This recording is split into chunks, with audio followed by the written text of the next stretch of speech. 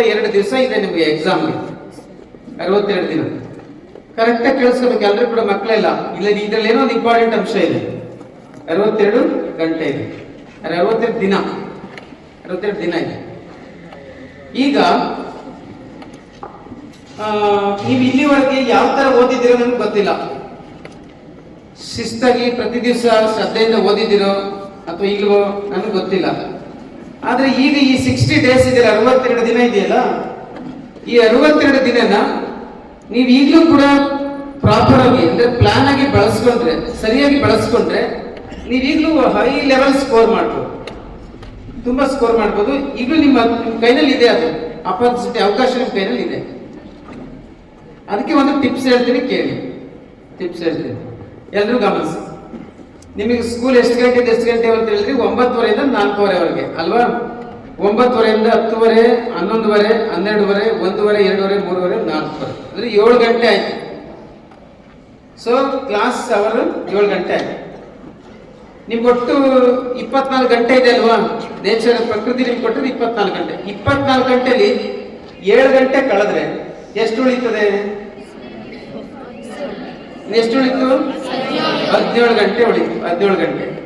17 ಗಂಟೆಯಲ್ಲಿ ನೀವು ನಿದ್ರೆ ಮಾಡಕ್ಕೆ ಎಷ್ಟು ಬೇಕು ನಿಮ್ಗೆ ಟೈಮ್? 10 ಗಂಟೆ ಬೇಕಾ ನಿಮಗೆ? ಆಯ್ತು, ನೀವೆಲ್ಲ ಚಿಕ್ಕವರಾಗಿರೋದ್ರಿಂದ 8 ಗಂಟೆ ಮಲ್ಕೊಳ್ಳಿ. 17 ಗಂಟೆಲಿ 8 ಗಂಟೆ ತೆಗೀರಿ. ಎಷ್ಟು ಉಳಿತು? 9 ಗಂಟೆ ಉಳಿತು. 9 ಗಂಟೆನಲ್ಲಿ ಕೇಳಿ, ಊಟ ಮಾಡಕ್ಕೆ, ತಿಂಡಿ ಮಾಡಕ್ಕೆ, ಸ್ನಾನ ಮಾಡೋದಕ್ಕೆ, ಶೌಚಾಲಯಕ್ಕೆ ಹೋಗೋದಕ್ಕೆ ಟೈಮ್ ಬೇಕಲ್ಲ? ಅದಕ್ಕೆ ಎಷ್ಟು ಬೇಕು? ಒಂದು 2 ಗಂಟೆ ಸಾಕು ಪ್ರತಿದಿನ? 2 ಗಂಟೆ ಸಾಕು. 9 ಗಂಟೆಲಿ 2 ಗಂಟೆ ಮೈನಸ್ ಮಾಡಿ 7 ಅವರ್ಸ್ ಆಯ್ತು. ಇನ್ನು 7 ಅವರ್ಸ್ ಅಲ್ಲಿ ನೀವು ಮನೆಯಿಂದ ಸ್ಕೂಲ್ ಬರಕ್ಕೆ ಮತ್ತು ಸ್ಕೂಲಿಂದ ಮನೆಗೆ ಹೋಗಿ ಟೈಮ್ ಬೇಕಲ್ಲ? ಅದಕ್ಕೂ 1 ಗಂಟೆ ಮೈನಸ್ ಮಾಡಿ, ಇನ್ನು 6 ಗಂಟೆ ಉಳಿತು. ಈ 6 ಗಂಟೆಗಳನ್ನ ನಾನು ಪ್ರತಿ ದಿವಸನೂ ಶ್ರದ್ಧೆಯಿಂದ ಓದ್ತಾ ಇದ್ದೀನಿ, ಇವತ್ತು ಓದ್ತಾ ಇದ್ದೀನಿ ಅನ್ನೋರು ಎಷ್ಟು ಜನ ಇದ್ರೆ ಕೈ ಎತ್ತಿ ನೋಡೋಣ. ಈಗ ನಾನು ಪ್ರಾಮಾಣಿಕವಾಗಿ ಪ್ರತಿದಿನ 6 ಅವರ್ಸ್ ಓದ್ತಾ ಇದ್ದೀನಿ ಅನ್ನೋದು ಎಷ್ಟು ಜನ ಇದ್ರೆ ಕೈ ಎತ್ತಿ. ಒಬ್ಬರು ಕೈ ಎತ್ತಾ ಇಲ್ಲ. ಮತ್ತೆ ನೀವು ಹೆಂಗ್ ಮೆಡಿಕಲ್ ಫೀಲ್ಡ್ಗೆ ಹೆಂಗ್ ಹೊರಟೋಗ್ಬಿಡ್ತೀರಾ? ಇಂಜಿನಿಯರಿಂಗ್ ಫೀಲ್ಡ್ಗೆ ಹೆಂಗ್ ಹೊರಟೋಗ್ಬಿಡ್ತೀರಾ? ನೀವು ಟೈಮ್ ಓದ್ತಾ ಇದ್ಮೇಲೆ ಹೆಂಗ್ ಓದ್ತಾಗುತ್ತೆ ಅಲ್ವಾ? IAS ಆಗ್ಬೇಕು, CA ಆಗ್ಬೇಕು ಅಂತೆಲ್ಲ ಹೇಳ್ತಾರಲ್ಲ, ಹೆಂಗಾಗುತ್ತೆ? ಸುಮ್ಮನೆ ಮ್ಯಾಜಿಕ್ ನಡೆಯುತ್ತೆ ಅದೆಲ್ಲ? ಮ್ಯಾಜಿಕ್ ಆಗಿ ನೀವು ಓದಿದ್ರೆ ಮಾತ್ರ ಸಾಧ್ಯ ಅದೆಲ್ಲ ಅಲ್ವಾ? ಅದಕ್ಕೆ ಮೈ ಡಿಯರ್ ಸ್ಟೂಡೆಂಟ್ಸ್, ನೀವು ಇಲ್ಲಿವರೆಗೆ ವೇಸ್ಟ್ ಮಾಡಿರ್ತೀರ ನನಗೆ ಗೊತ್ತು. ಟೈಮಲ್ಲಿ 2 ತರ ಇದೆ: ಸಮಯವನ್ನ ಕಳೆಯುವುದು, ಸಮಯವನ್ನ ಬಳಸಿಕೊಳ್ಳುವುದು. ಚೆನ್ನಾಗಿ ಕೇಳಿಸ್ಕೊಳ್ಳಿ, ಹೇಳಿ. ಸಮಯವನ್ನ ಕಳೆಯುವುದು, ಸಮಯವನ್ನ ಬಳಸಿಕೊಳ್ಳುವುದು. ಕಳೆಯುವುದು ಅಂದ್ರೆ ಹೆಂಗೆ ಅಂದ್ರೆ, ಕುಂತು ನಿಂತು ಮಾತಾಡ್ಕೊಂಡು, ಟಿವಿ ನೋಡ್ಕೊಂಡು, ಮೊಬೈಲ್ ನೋಡ್ಕೊಂಡ್ರೆ ಟೈಮು ಕಳೆದೋಗುತ್ತೆ. ದಡ್ಸಿಕಾಮಣಿಗಳಿಗೆ ಮಾಡ್ತಾರೆ. ದಡ್ಸಿಕಾಮಣಿಗಳಿದ್ದಾರಲ್ಲ, ಅವ್ರು ಏನ್ ಮಾಡ್ತಾರೆ? ತಮ್ಮ ಕೈಲಿರೋ ಟೈಮ್ನ ವೇಸ್ಟ್ ಮಾಡಕ್ ಬಿಟ್ಬಿಡ್ತಾರೆ. ಅವರು ವೇಸ್ಟ್ ಆಗಿ ಬಿಡ್ತಾರೆ. ಅವ್ರ ಬುದ್ಧಿ ಇಲ್ವಲ್ಲ, ಅದಕ್ಕೆ ದಡ್ಸಿಕಾಮಣಿಗಳಂತಿದ್ದಾನೆ. ಆದ್ರೆ ಬುದ್ಧಿವಂತರು ಏನ್ ಮಾಡ್ತಾರೆ? ಸಮಯವನ್ನ ಕಳೆಯುವುದಿಲ್ಲ, ಅವರು ಬಳಸಿಕೊಳ್ಳುತ್ತಾರೆ. ಬಳಸಿಕೊಳ್ಳುವುದು ಅಂದ್ರೆ ಅದನ್ನ ಯುಟಿಲೈಸ್ ಮಾಡ್ಕೋಬೇಕು, ಅಂದ್ರೆ ಅದರಿಂದ ಫಲ ತಗೋಬೇಕು. ಆ ಸಮಯದಿಂದ ಏನಾದ್ರೂ ಅರ್ನ್ ಆಗ್ಬೇಕು, ನಮ್ಗೆ ಲಾಭ ಆಗ್ಬೇಕು. ಸುಮ್ನೆ ಟೈಮ್ ಬಿಟ್ಬಿಟ್ರೆ ದಟ್ರೆ ಅವರು ಮತ್ತೆ ಟೈಮ್ ಹೋಗಿದ್ದು ವಾಪಸ್ ಬರಲ್ಲ. ಮತ್ತೆ ಈಗ ನಾನು ನಿಮ್ಮ ಏಜ್ಗೆ ವಾಪಸ್ ಬರಕ್ಕಾಗತ್ತಾ? ಒಂದ್ಸರಿ ಮುಂದಕ್ಕೆ ಬಂದ್ಮೇಲೆ ಜೀವನದಲ್ಲಿ ಹಿಂದಕ್ಕೆ ಹೋಗಕ್ ಸಾಧ್ಯನೇ ಇಲ್ಲ, ನೋ ಚಾನ್ಸ್. ಅದಕ್ಕೆ ನೀವು ಇನ್ನು 2 ತಿಂಗಳು ಟೈಮ್ ಇದೆ ನಿಮಗೆ. 62 ದಿನ. 62 ದಿನ ಇಂಟು 6 ಗಂಟೆ ಗುಣಿಸಿ ಎಷ್ಟಾಯ್ತು ಹೇಳಿ ಟಕ್ಕಂತ?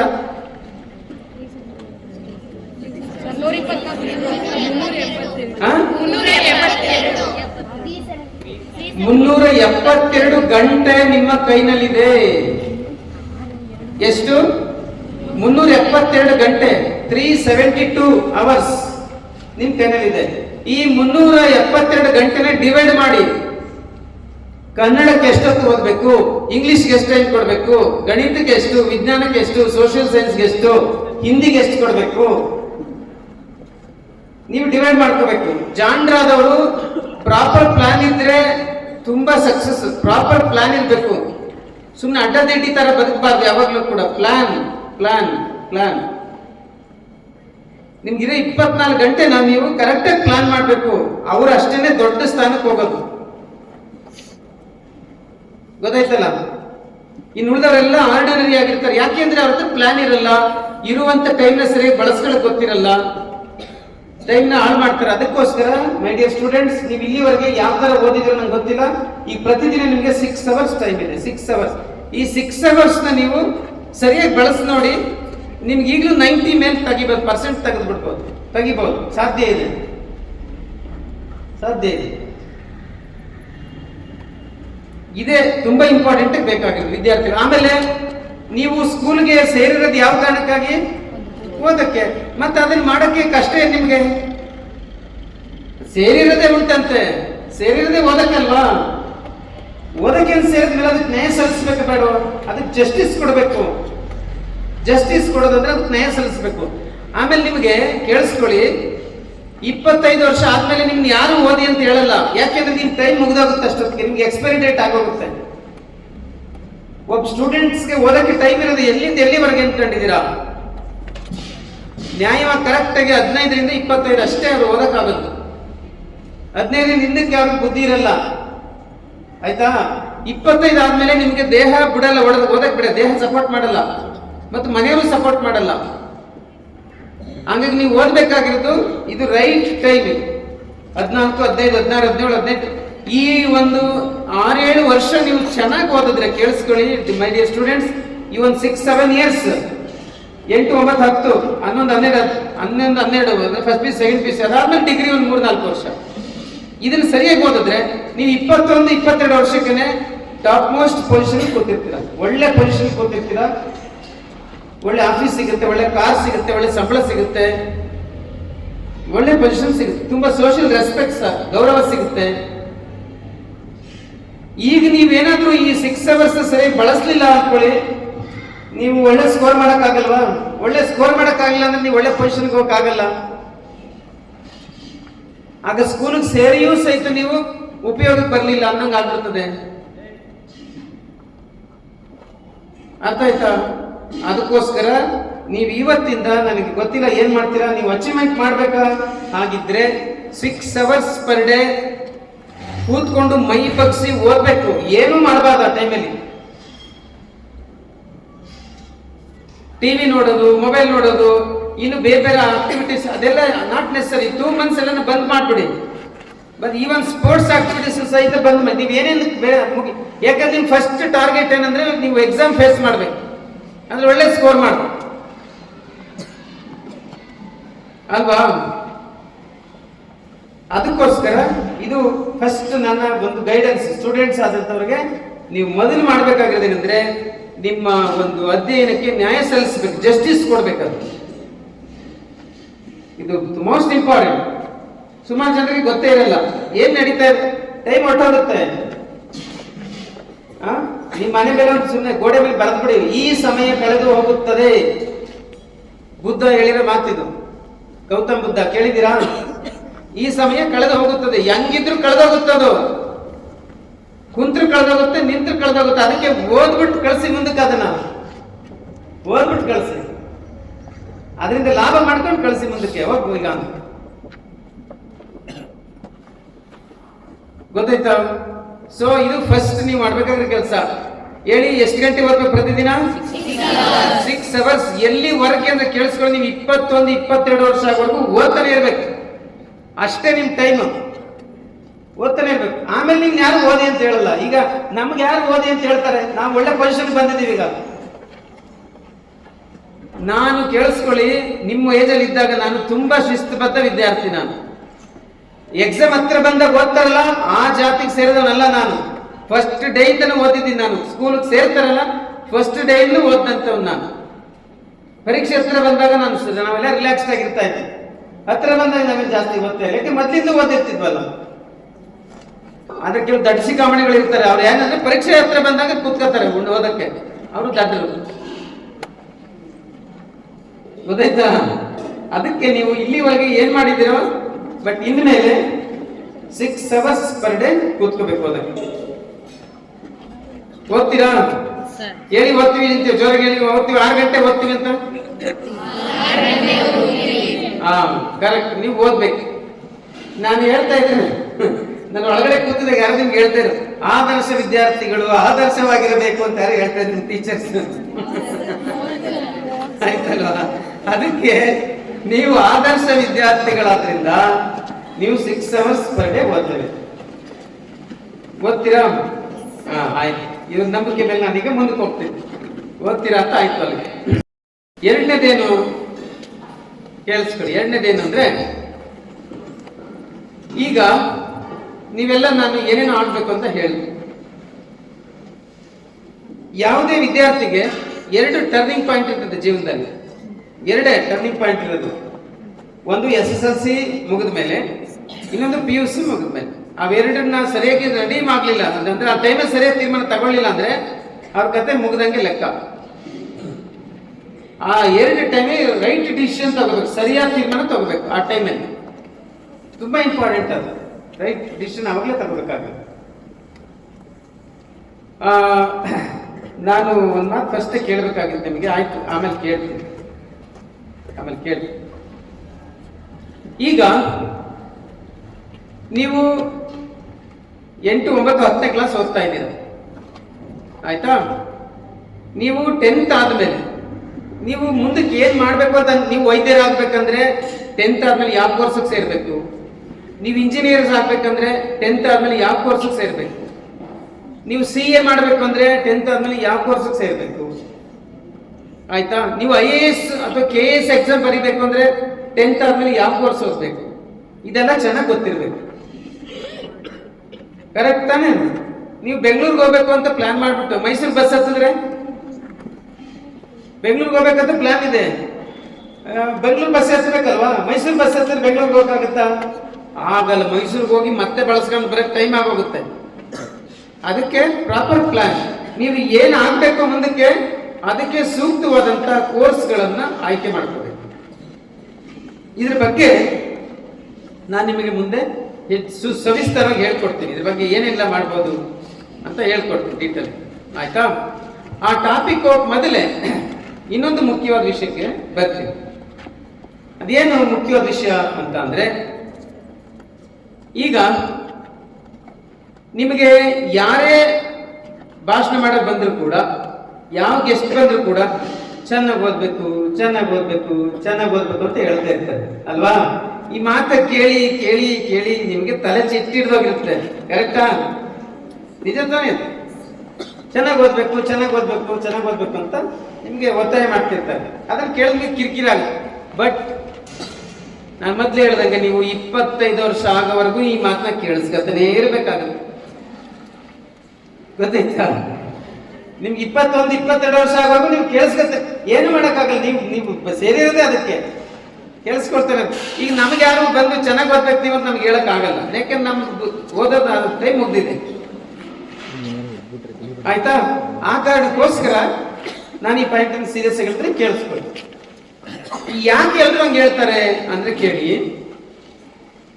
ಈಗ ನಮ್ಮಲ್ಲಿ IAS ಗೆ ಓದಕ್ ಬರ್ತಾರಲ್ಲ ಮಕ್ಕಳು, IAS ಎಕ್ಸಾಮ್ಗೆ ಟ್ರೈನಿಂಗ್ ಬರ್ತಾರಲ್ಲ, ಅವ್ರಿಗೆ ನಾವೇನ್ ಮಾಡ್ತೀವಿ, ನಿಮ್ದು SSLC ಎಷ್ಟು ಸ್ಕೋರ್ ಮಾಡಿದೀರ ಅಂತ ಕೇಳ್ತೀವಿ, PUC ಎಷ್ಟು ಸ್ಕೋರ್ ಮಾಡಿದೀರ ಅಂತ ಕೇಳ್ತೀವಿ.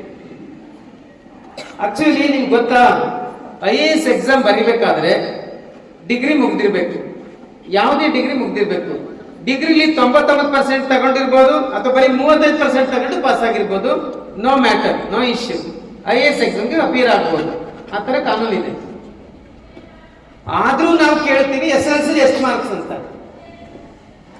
ಯಾಕೆ ಕೇಳ್ತೀವಿ ಹೇಳಿ ನೋಡೋಣ. ಯಾಕೆ ಅಂದ್ರೆ SSLC ಒಂದು ಫೌಂಡೇಶನ್, ಅಡಿಪಾಯ. ಒಂದು ಬಿಲ್ಡಿಂಗ್ ಅಡಿಪಾಯ ಗಟ್ಟಿಯಾಗಿದ್ರೆ ಫ್ಲೋರ್ 1 ಫ್ಲೋರ್ 2 ಫ್ಲೋರ್ 3 ಫ್ಲೋರ್ ಎಲ್ಲ ಕಟ್ಟಬಹುದು. ಅಡಿಪಾಯ ಗಟ್ಟಿಯಾಗಿಲ್ಲದೆ ಹೋದ್ರೆ ಕಟ್ಟಕ್ಕಾಗಲ್ಲ. ನೀವು ಮೇಲ್ ಕಟ್ತಾ ಹೋದ್ರೆ ಕೆಳಗಡೆ ಬಿದ್ದೋಗುತ್ತೆ ಬಿಲ್ಡಿಂಗು. ಅದಕ್ಕೆ ನಾವು ಅವ್ರಿಗೆ ಯಾವ ತರ ಓರಿಯಂಟೇಶನ್ ಮಾಡ್ಬೋದು, ಯಾವ ತರ ಹೇಳ್ಕೊಡ್ಬೇಕು ಅಂತ ನಮ್ಗೆ ಗೊತ್ತಾಗುತ್ತೆ. ಅದಕ್ಕೆ SSLC ಕೇಳ್ತೀವಿ. PUC ಎಷ್ಟು ಮಾರ್ಕ್ಸ್ ತಗೊಂಡಿದ್ರೆ ಕೇಳ್ತೀವಿ. ಆಗ ನೀವೇನಾದ್ರೂ ಕಡಿಮೆ ತಗೊಂಡಿದ್ರೆ ನೀವು ಓದೋದ್ ಕಡೆಯಲ್ಲಿ ನಿಮ್ಗೆ ಅವಮಾನ ಆಗುತ್ತೆ, ಕಡಿಮೆ ಮಾರ್ಕ್ಸ್ ಅಂತ ಹೇಳ್ಕೊಳಕ್ ನಿಮ್ಗೆ ಬೇಜಾರಾಗುತ್ತೆ. ಅದಕ್ಕೆ ಇಂಥ ಅವಮಾನ ನಿಮ್ಗೆ ಆಗ್ಬಾರ್ದು ಅಂದ್ರೆ ಎಲ್ಲೋದ್ರೂ ಸಹಿತ ನಿಮ್ಗೆ SSLC ಮಾರ್ಕ್ಸ್ ಕೇಳ್ತಾರೆ, ಎಲ್ಲೋದ್ರೂ ಕೂಡ PUC ಮಾರ್ಕ್ಸ್ ಕೇಳ್ತಾರೆ. ಅದ್ರ ಮೇಲೆ ನಿಮ್ಮ ಬುದ್ಧಿಯನ್ನ ಅಳಿತಾರೆ, ಎಲ್ಲೋದ್ರೂ ಅಳಿತಾರೆ. ಅದಕ್ಕೋಸ್ಕರ ನಿಮ್ಮ ಮಾರ್ಕ್ಸ್ ಕಾರ್ಡ್ ಸರಿಯಾಗಿರ್ಬೇಕು, ಹಂಗ ನೋಡ್ಕೋಬೇಕು ನೀವು, ಗೊತ್ತಾಯ್ತಲ್ಲ? ಫುಲ್ ಸ್ಕೋರ್ ಮಾಡ್ಬಿಡ್ಬೇಕತ್ತ, ಹಂಗ ನೋಡ್ಕೋಬೇಕು. ಏಕೆ ನಿಮ್ ನೋಡ್ರಿ, ಮಾರ್ಕ್ಸ್ ಕಾರ್ಡ್ ಆಧಾರ ಮೇಲೆ ಯಾರು ಬುದ್ಧಿನ ಅಳಿಯಕ್ ಆಗಲ್ಲ, ಅಳಿಬಾರ್ದು ನ್ಯಾಯವಾಗಿ. ಆದ್ರೆ ವ್ಯವಸ್ಥೆ ಹೆಂಗಿದೆ, ಏನ್ ಮಾಡೋದು? ವ್ಯವಸ್ಥೆ ಹೆಂಗಿದೆ? ಕರೆಕ್ಟ್ ತಾನೆ ಅಂತ ಒಬ್ಬ 95 ಮಾರ್ಕ್ಸ್ ತಗೊಂಡಿರ್ತಾನೆ, ಇನ್ನೊಬ್ಬ 95.5 ಮಾರ್ಕ್ಸ್ ತಗೊಂಡಿರ್ತಾನೆ. ಯಾರು ಕೊಡ್ತಾರೆ ಕೆಲಸನ ಇಬ್ಬರಲ್ಲಿ ಇವಾಗ? ಅಲ್ವಾ? ಮತ್ತೆ ಏನು ಇಬ್ರಿಗೂ ಏನು ಅಂತ ವ್ಯತ್ಯಾಸ ಇಲ್ಲ, ಬರೀ 0.5 ಮಾರ್ಕ್ಸ್ ಅಷ್ಟೇ ವ್ಯತ್ಯಾಸ. ಬಟ್ ರೂಲ್ಸ್ ಹಂಗಿದೆ, ಏನ್ ಮಾಡೋದು?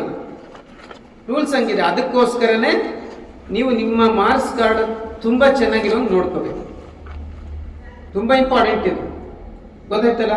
ನೀವೇನಾದ್ರೆ ಅದನ್ನ ಅದು ವೀಕ್ ಆದ್ರೆ ನಿಮ್ಮನ್ನ ಎಲ್ಲರೂ ಅಂಡರ್ ಎಸ್ಟಿಮೇಟ್ ಮಾಡ್ತಾರೆ. ಓದೋದ್ ಕಡೆ ಎಲ್ಲ ದಡ್ ಸಿಕ್ಕಾಮಣಿಗಳು ಅಂತ ಮಾರ್ಕ್ಸ್ ಕಾರ್ಡ್ ನೋಡಿ ನಿಮ್ಗೆ ಹೇಳ್ಬಿಡ್ತಾವೆ, ದಡ್ ಸಿಕ್ಕಾಮಣಿಗಳು,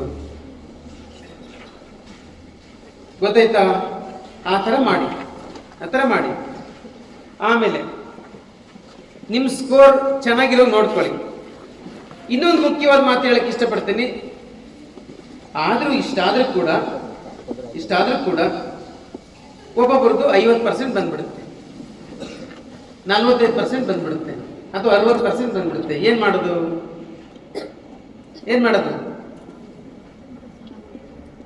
ಆಗೇನ್ ಮಾಡೋದು? ಕಡಿಮೆ. ಈಗ ಎಲ್ಲರೂ 99 ತಗೋಬೇಕು, 95 ತಗೋಬೇಕು, ಎಬೋ 90 ತಗೋಬೇಕು ಅಂತ ಹೇಳ್ತೀವಿ ನಾವು. ಆದ್ರೆ ಎಲ್ಲರೂ ತಗೊಳಕ್ ಆಗುತ್ತಾ? ಆಗಲ್ಲ. ಯಾರ್ದಾದ್ರೂ ಕೆಲವ್ರದ್ದು ಬಿಲೋ 60% ಬಂದೇ ಬರುತ್ತೆ. ಏನ್ ಮಾಡೋದು ಅವಾಗ?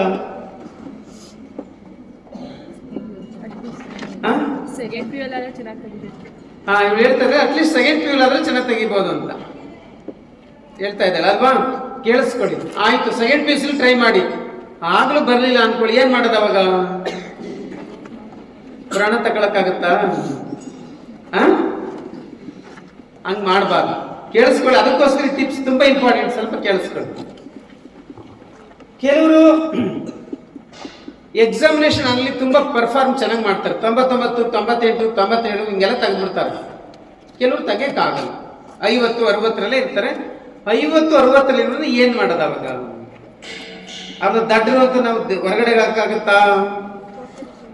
ಇಲ್ಲ. ಕೇಳಿಸ್ಕೊಳ್ಳಿ. ಅದಕ್ಕೆ ಬಲ್ಲವರು ತಿಳಿದವರು ಏನ್ ಹೇಳ್ತಾರೆ ಗೊತ್ತಾ? ಎಲ್ಲರ ಒಂದು ಇಂಟ್ರೆಸ್ಟ್, ಎಲ್ಲರ ಒಂದು ಅಭಿರುಚಿ ಅಥವಾ ಎಲ್ಲರ ಒಂದು ಸ್ಕಿಲ್ ಒಂದೇ ತರ ಇರಲ್ಲ.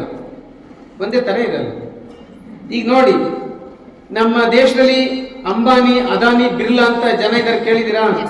ಅವ್ರು ಏನಾಗಿದ್ದಾರೆ ಹೇಳಿ? ಏನ್ ಮಾಡ್ತಾರೆ ಅವ್ರ ಕೆಲಸ? ಬಿಸ್ನೆಸ್ ಮಾಡ್ತಾರೆ. ಅವರು 99% ತಗೊಂಡಿರೋರು ಅಥವಾ 50-60% ಅವರು? ಅವ್ರು ಯಾರು 99% ಅಲ್ಲ. ಹಂಗಂತ ಅವ್ರು ದಡ್ರನ್ನಕ್ಕಾಗುತ್ತೆ ನಾವೀಗ? ಅಂದರೆ ಕೇಳಿಸ್ಕೊಳ್ಳಿ, ಅವ್ರಿಗೆ ಸ್ಕೂಲಲ್ಲಿ ಪರ್ಫಾರ್ಮ್ ಮಾಡಕ್ ಆಗದೆ ಇರ್ಬೋದು, ಆದ್ರೆ ಅವ್ರಿಗೆ ಬಿಸ್ನೆಸ್ ಅಲ್ಲಿ ಬುದ್ಧಿ ಚುರುಕಾಗಿದೆ. ಅಂದ್ಮೇಲೆ ನಾನು ಏನ್ ಹೇಳ್ತಾ ಇದ್ದೀನಿ ಅಂದ್ರೆ, ನಿಮ್ಗೆ ಯಾರಿಗೆ ಕಡಿಮೆ ಮಾರ್ಕ್ಸ್ ತಗೊಳ್ಳುವಂತ ಅಂದ್ರೆ, ನೀವ್ ಏನೇ ಮಾಡಿದ್ರು ಕಡಿಮೆನೆ ಬರುತ್ತೆ ಅಂತೀರಾ. ನಿಮಗೇನೋ ಬೇರೆ ಸ್ಕಿಲ್ ಇರ್ಬೋದು, ನಿಮ್ಗೆ ಬೇರೆ ಬುದ್ಧಿ ಇರ್ಬೋದು. ಅದಕ್ಕೆ ಕಡಿಮೆ ಬಂತು ಅಂತ ನೀವು ಎದೆಗುಂದಬಾರ್ದು, ಅದು ಅವಮಾನ ಅಂತ ಅಂದ್ಕೋಬಾರ್ದು, ಗೊತ್ತಾಯ್ತಲ್ಲ? ನಿಮ್ಗೆ ಏನೋ ಬೇರೆ ಸ್ಕಿಲ್ ಇರ್ಬೋದು. ನೀವು ಸ್ಪೋರ್ಟ್ಸ್ ಅಲ್ಲಿ ಚುರುಕಾಗಿದ್ರೆ, ಕಲ್ಚರಲ್ ಆಕ್ಟಿವಿಟೀಸ್ ಚುರುಕಾಗಿದ್ರೆ, ಬಿಸ್ನೆಸ್ ಅಲ್ಲಿ ಚುರುಕಾಗಿದ್ರೆ, ನಿಮ್ಗೆ ಲೀಡರ್ಶಿಪ್ ಕ್ವಾಲಿಟಿ ಇದ್ದಾಗ ಒಂದೊಂದ್ಸರಿ ಹಂಗಾಗುತ್ತೆ, ಏನು ಮಾಡೋಕ್ಕಾಗಲ್ಲ, ಗೊತ್ತಾಯ್ತಲ್ಲ? ಈಗ ಒಲಿಂಪಿಕ್ಸ್ ಅಲ್ಲಿ ಗೋಲ್ಡ್ ಮೆಡಲ್ ತಗೊಬರ್ತಾರೆ ಗೊತ್ತಾ? ಅಥ್ಲೆಟ್ಸ್ ಗಳು, ಕ್ರಿಕೆಟ್ ಅಲ್ಲಿ ವಿರಾಟ್ ಕೊಹ್ಲಿ ಅವರೆಲ್ಲ ಏನು ನಮ್ಮಂಗೆ PhD ಓದಿದ್ದಾರೆ ಅಂತ ಅಂದ್ಕೊಂಡಿದ್ದೀರಾ? ಅವರೆಲ್ಲ ಕಮ್ಮಿ ಓದಿದ್ದಾರೆ, ಮಾರ್ಕ್ಸ್ ಕಡಿಮೆನೇ ಇದೆ, ಆದ್ರೆ ಅವರು ಸ್ಪೋರ್ಟ್ಸ್ ಅಲ್ಲಿ ಸ್ಟ್ರಾಂಗ್ ಇದ್ದಾರೆ. So that is also their capacity, ಅದು ಕೂಡ ನಾಲೆಡ್ಜ್. ನಾನು ಇದನ್ನ ಯಾಕೆ ಹೇಳ್ತಾ ಇದ್ದೀನಿ ಅಂದ್ರೆ, ನೀವು ಕಡಿಮೆ ಮಾರ್ಕ್ಸ್ ತಗೊಳ್ತಾರೆ ಪ್ರಮೋಟ್ ಮಾಡ್ತಾ ಇಲ್ಲ. ನೀವು ಜಾಸ್ತಿ ಎಫರ್ಟ್ ಹಾಕಿಯೂ ಕಡಿಮೆ ಮಾರ್ಕ್ಸ್ ಬಂದ್ರೆ ಎದೆಗುಂದಬಾರದು ನೀವು ಅಂತ ಹೇಳ್ತಾ ಇರೋದು ನಾವು. ಎದೆಗುಂದಬಾರ್ದು, ಧೈರ್ಯ ಕೆಡಿಸ್ಕೋಬಾರ್ದು ಅನ್ನೋ ಕಾರಣ ಕೇಳ್ತಾ ಇದ್ದೀವಿ. ಅಂದ್ರೆ ಹಂಗೂ ಒಂದು ದಾರಿ ಇದೆ ಬದುಕಕ್ಕೆ ಅಂತ, ಹಂಗೂ ಒಂದು ದಾರಿ ಇದೆ. ನೀವು ಸರ್ವೈವ್ ಆಗಕ್ಕೆ ಹಂಗೂ ಒಂದು ದಾರಿ ಇದೆ, ಗೊತ್ತಾಯ್ತಲ್ಲ? ಅದಕ್ಕೋಸ್ಕರ ನೋಡಿ, ನಮ್ಮ ದೇಶದಲ್ಲಿ ಈ ಸಿಸ್ಟಮ್ ಇಲ್ಲ, ಆಕ್ಚುಲಿ ಇರಬೇಕು. ಪ್ರತಿಯೊಬ್ಬ ಮಕ್ಕಳಿಗೆ ಏನು ಸ್ಕಿಲ್ ಇದೆ ಅಂತ ಸ್ಟಡಿ ಮಾಡೋಕ್ಕೆ ಒಂದು ಸೆಕ್ಷನ್ ಇರಬೇಕು ಸ್ಕೂಲ್ ಕಾಲೇಜ್ಗಳಲ್ಲಿ. ಅಂದ್ರೆ ಎಲ್ಲೂ ಆ ಥರ ಇಲ್ಲ. ಎಲ್ಲರಿಗೂ ಒಂದೇ ಹಿಸ್ಟ್ರಿ, ಒಂದೇ ಎಕನಾಮಿಕ್ಸ್, ಎಲ್ರಿಗೂ ಒಂದೇ ಸೋಷಿಯಲ್ ಸೈನ್ಸ್, ಎಲ್ಲರಿಗೂ ಒಂದೇ ಕನ್ನಡ, ಗಣಿತ, ಹೋಗಿ ಎಲ್ಲ ಕಲಿರಿ. ಹಂಗೆ ಆಕ್ಚುಲಿ ಸರಿ ಇಲ್ಲ ಇದು. ಆದ್ರೆ ಏನು ಮಾಡಿ, ದೇಶದಲ್ಲಿ ಹಂಗಿದೆ ಸಿಸ್ಟಮ್, ಹಂಗಿದೆ. ಆದ್ರೆ ಪ್ರತಿಯೊಂದು ಮಗುಗೂ ಬೇರೆ ಬೇರೆ ಸಿಸ್ಟಮ್ ಎಲ್ಲ ಅವಕಾಶ ಇಲ್ಲ. ಅಟ್ಲೀಸ್ಟ್ ಪೇರೆಂಟ್ಸ್ ಮನೆಯಲ್ಲಿ ಅದನ್ನು ಮಾಡಬೇಕು. ನನ್ನ ಮಗಳಿಗೆ ಏನು, ಯಾವ್ದ್ರಲ್ಲಿ ನನ್ನ ಮಗಳು ಸ್ಟ್ರಾಂಗ್ ಇದ್ದಾಳೆ, ಯಾವ್ದ್ರಲ್ಲಿ ಅವಳು ವೀಕ್ ಇದ್ದಾಳೆ ಅಂತ ನೋಡಿ. ನಂದೊಂದು ಕತೆ ಹೇಳ್ತೀನಿ, ನಿಮ್ಗೆ ಕೇಳಿ, ಉದಾಹರಣೆ ಕೇಳಿ ನಿಮ್ಗೆ ಅರ್ಥ ಆಗುತ್ತೆ. ನಾನು 1ನೇ ಕ್ಲಾಸಿಂದ SSLC ವರೆಗೂ ತುಂಬಾ ಪ್ರತಿಭಾವಂತ ವಿದ್ಯಾರ್ಥಿ. ನಾನು ಇಂಜಿನಿಯರ್ ಆಗ್ಬೇಕಂತ ಆಸೆ ಇಟ್ಕೊಂಡಿದ್ದೆ. ಇಂಜಿನಿಯರ್ ಆಗ್ಬೇಕಂತ ಯಾಕೆ ಆಸೆ ಇಂಜಿನಿಯರ್ ಆಗ್ಬೇಕಂದ್ರೆ, ನಮ್ಮ ದೊಡ್ಡಪ್ಪ ಚೀಫ್ ಇಂಜಿನಿಯರ್ ಆಗಿದ್ರು, ಅದಕ್ಕೆ ದೊಡ್ಡ ಹುದ್ದೆನಲ್ಲಿದ್ದರು. ನಾನು ಇಂಜಿನಿಯರ್ ಆಗ್ಬೇಕಂತ ಇತ್ತು. ಆದ್ರೆ ನಮ್ಮೂರಲ್ಲಿ ಏನಾಯ್ತು, 4 ಜನ PCMB ಓದ್ಬಿಟ್ಟು, ಅಂದ್ರೆ PUC first PUC second PUC physics, chemistry, maths, biology ತಗೊಂಡು ಅವರು ಫೇಲ್ ಆಗ್ಬಿಟ್ಟಿದ್ರು. ಸೆಕೆಂಡ್ PUC ಅವ್ರು ಫೇಲ್ ಆಗ್ಬಿಟ್ಟು ನನಗೂ ಡಿಮೋಟಿವೇಟ್ ಮಾಡಿಬಿಟ್ರು. ನೀನು PCMB ತಗೋಬೇಡ, PCMB ತಗೊಂಡ್ರೆ ನೀನು ಫೇಲ್ ಆಗ್ಬಿಡ್ತೀಯ, ನೋಡಿ ನಾವು ಫೇಲ್ ಆಗ್ಬಿಟ್ಟಿದ್ದೀವಿ ಅಂತ ಡಿಮೋಟಿವೇಟ್ ಮಾಡಿಬಿಟ್ರು. ಅದಕ್ಕೆ ಏನಾಯ್ತು, ನಾನು ಸೈನ್ಸ್ ತಗೊಳ್ಳಿಲ್ಲ ಅಂದ್ರೆ ಮತ್ತೆ ನಾನು ಇಂಜಿನಿಯರ್ ಆಗೋದು ಹೆಂಗೆ ಅಲ್ವಾ? ನಮ್ಮ ಮಾವ ಏನು ಮಾಡಿದ್ರು, ಇವರೆಲ್ಲ ಇಂಜಿನಿಯರ್ ಸೈನ್ಸ್ ಬೇಡ ಅಂತಾರಪ್ಪ, ಇನ್ನು ಆರ್ಟ್ಸ್ ಓದಿದ್ರೆ ಬೆಲೆ ಇಲ್ಲ, ಬಾ ನಿನ್ನ ಅಂತೇಳಿ ಬೆಂಗಳೂರು ಕರ್ಕೊಂಡು ನಾನು ಕಾಮರ್ಸ್ ಸೇರಿಸ್ಬಿಟ್ರು. ನನಗೆ ಅಕೌಂಟ್ಸ್ ಅಂದ್ರೆ ಇಷ್ಟನೇ ಇಲ್ಲ, ಸ್ವಲ್ಪನೂ ಇಷ್ಟ ಇಲ್ಲ ಅಕೌಂಟ್ಸ್ ಅಂದ್ರೆ. ಏನ್ ಮಾಡೋದು, ಸೇರಿಸ್ಬಿಟ್ರು, ಗೊತ್ತಿಲ್ಲ ತಗೊಂಡು ಸೇರಿಸ್ಬಿಟ್ರು. ಫಸ್ಟ್ PUC ಹೆಂಗ ಪಾಸ್ ಆಯ್ತು. ಸೆಕೆಂಡ್ PUC ತುಂಬಾ ಕಷ್ಟಪಟ್ಟೆ. ಎಲ್ಲ ಸಬ್ಜೆಕ್ಟ್ ಅಲ್ಲಿ 80 ಬಂದಿದ್ದಾವೆ. ಅಕೌಂಟ್ಸ್ ಅಲ್ಲಿ ಮಾತ್ರ ಬರೀ 35 ಬಂದು ಪಾಸ್ ಆಗಿತ್ತು, ಬರೀ 35. ಅದು 35 ಬರದೇ ನನ್ನ ಗತಿ ಏನು, ಫೇಲ್ ಆಗ್ಬಿಡ್ತಿದೆ. ಏನು ಅದೃಷ್ಟ 35 ಬಂದಿತ್ತು, ಪಾಸ್ ಆಯ್ತು. ಅಂದ್ರೆ ನನ್ನ ವೀಕ್ನೆಸ್ ಯಾವ್ದಂತ ಅರ್ಥ ಆಯ್ತು ಅಲ್ಲಿಗೆ. ಅಕೌಂಟ್ಸ್ ನನ್ನ ವೀಕ್ನೆಸ್ ಆಗಿ, ನನ್ನ ದೌರ್ಬಲ್ಯ ಆಗಿ.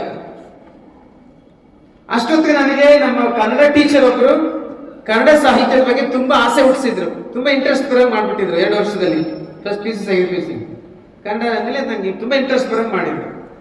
ನಾನೇನ್ ಮಾಡಿದೆ, ನನ್ನ ವೀಕ್ನೆಸ್ ಅಕೌಂಟ್ಸ್, ಅದ್ರ ಜೊತೆ ನಾನು ಫೈಟ್ ಮಾಡಬಾರ್ದು, ಸೋತ್ಬಿಡ್ತೀನಿ ಅಂತೇಳಿ ನನಗೆ ಈಗ ಸಾಹಿತ್ಯ ಇಷ್ಟ ಆಯ್ತಲ್ಲ, ಬಂದು ಮಂಡ್ಯದಲ್ಲಿ ಕನ್ನಡ ಸಾಹಿತ್ಯಕ್ಕೆ ಜಾಯ್ನ್ ಆದ. ಡಿಗ್ರಿ ಬೆಂಗಳೂರು ಬಿಟ್ಟು ಮತ್ತೆ ಮಂಡ್ಯಕ್ಕೆ ಬಂದೆ. 3 ವರ್ಷ ನನ್ನ ಕನ್ನಡ ಸ್ಕೋರ್ ಫಸ್ಟ್ ಅಂದ್ರೆ 3 ಇಡೀ ಕಾಲೇಜ್ಗೆ ಫಸ್ಟ್. ಮೈಸೂರು ಮಾನಸ ಗಂಗೋತ್ರಿ ಕುವೆಂಪು ಕನ್ನಡ ಅಧ್ಯಯನ ಸಂಸ್ಥೆಯಲ್ಲಿ ನನಗೆ ಮೊದಲನೇ ಸೀಟ್ ಸಿಕ್ತು.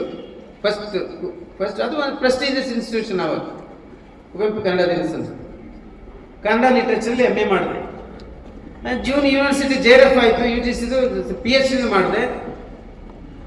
ನಾನೀಗ ಕನ್ನಡ ಸಾಹಿತ್ಯದಲ್ಲಿ ಟೀಚರ್ ಆಗಿದ್ದೀನಿ. ನೀವು ಗೂಗಲ್ ಮಾಡಿದ್ರೆ ಹೂ is the number 1 Kannada teacher in India ಅಂತ ಟೈಪ್ ಮಾಡಿದ್ರೆ ನನ್ನ ಹೆಸರೇ ಫಸ್ಟ್ ಬರುತ್ತೆ.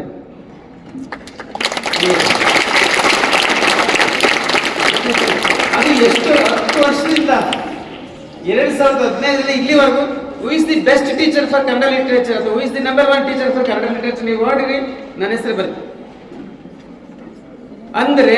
ಅಂದ್ರೆ ಕೇಳಿ, ನನ್ನ ಪ್ಲಸ್ ಪಾಯಿಂಟ್ ಲಿಟ್ರೇಚರ್, ನನ್ನ ಪ್ಲಸ್ ಪಾಯಿಂಟ್. ಮೈನಸ್ ಪಾಯಿಂಟ್ ಯಾವುದು? ನಾನು ನನ್ನ ಮೈನಸ್ ಪಾಯಿಂಟ್ ಜೊತೆ ಗುದ್ದಾಡ್ಕೊಂಡು ಕೂತಿದ್ರೆ ನಾನು ಏನಾಗ್ತಾ ಇದೆ, ಇವಾಗ ಮೇಲಕ್ಕೆ ಬರಕ್ ಆಗ್ತಾ ಇರಲಿಲ್ಲ. ನನ್ನ ಪ್ಲಸ್ ಪಾಯಿಂಟ್ ನಾನೇನ್ ಮಾಡ್ತಾ ಇನ್ನೂ ಇಂಪ್ರೂವ್ ಮಾಡ್ತಾ ಬಂದದ್ರಿಂದ ನಾನೀಗ ನನ್ನ ಸಬ್ಜೆಕ್ಟ್ ಅಲ್ಲಿ ಎಕ್ಸ್ಪರ್ಟ್ ಆಗಿದೆ, ಒಳ್ಳೆ ಟೀಚರ್ ಅಂತ ಅನಿಸ್ಕೊಂಡಿದ್ದೀನಿ. ನನ್ನ ಹತ್ರ ಪಾಠ ಕೇಳೋದಕ್ಕೆ ವಿದ್ಯಾರ್ಥಿಗಳು ಒಂದೇ ಒಂದು ಅಡ್ವರ್ಟೈಸ್ ಇದ್ದರು ಅವರೇ ಓಡ್ ಬರ್ತಾರೆ, ಮುಗಿಬಿದ್ದು ಬರ್ತಾರೆ. ಗೊತ್ತಾಯ್ತಾ?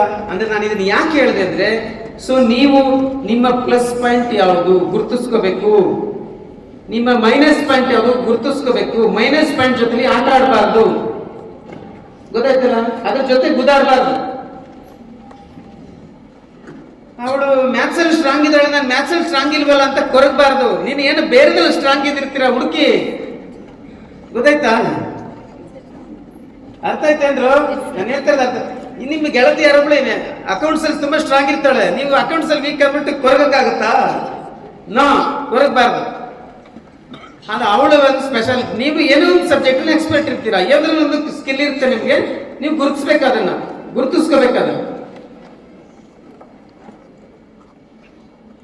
ಅದಕ್ಕೆ ಹೇಳಿದ್ದು ನಾವು ನಿಮ್ಗೆಲ್ಲರಿಗೂ ಹೇಳ್ತೀವಿ ಎಬವ್ 90 ಸ್ಕೋರ್ ಮಾಡಿ ಅಂತ. ಬಹಳ ಸಂತೋಷ ಮಾಡಿ. ಬೈ ಚಾನ್ಸ್ ಆಗ್ಲಿಲ್ಲ ಅಂದ್ರೆ ಎದೆಗುಂದಬಾರ್ದು, ಅಷ್ಟೇ, ಎದೆಗುಂದಬಾರ್ದು. ಅದಕ್ಕೇನು ಬೇರೆ ಒಂದು ಏನು ಸ್ಕಿಲ್ ನಿಮ್ಗೆ ಇದೆ, ಅದಕ್ಕೆ ತಕ್ಕಂತೆ ತರಬೇತಿ ತಗೊಂಡು ಮೇಲ್ ಬರ್ಬೇಕು. ಗೊತ್ತಾಯ್ತಾ? ಈಗ ನೋಡಿ, ಇಲ್ಲಿ ಹಾಡು ಹೇಳಿದ್ರು. ಎಷ್ಟು ಜನ ಈಗ ನೀವು ಹಾಡು ಹೇಳಕ್ಕೆ ಕೆಪಾಸಿಟಿ ಎಷ್ಟು ಜನ ಇದ್ರೆ ಕೈ ಎತ್ತಿ ನೋಡೋಣ.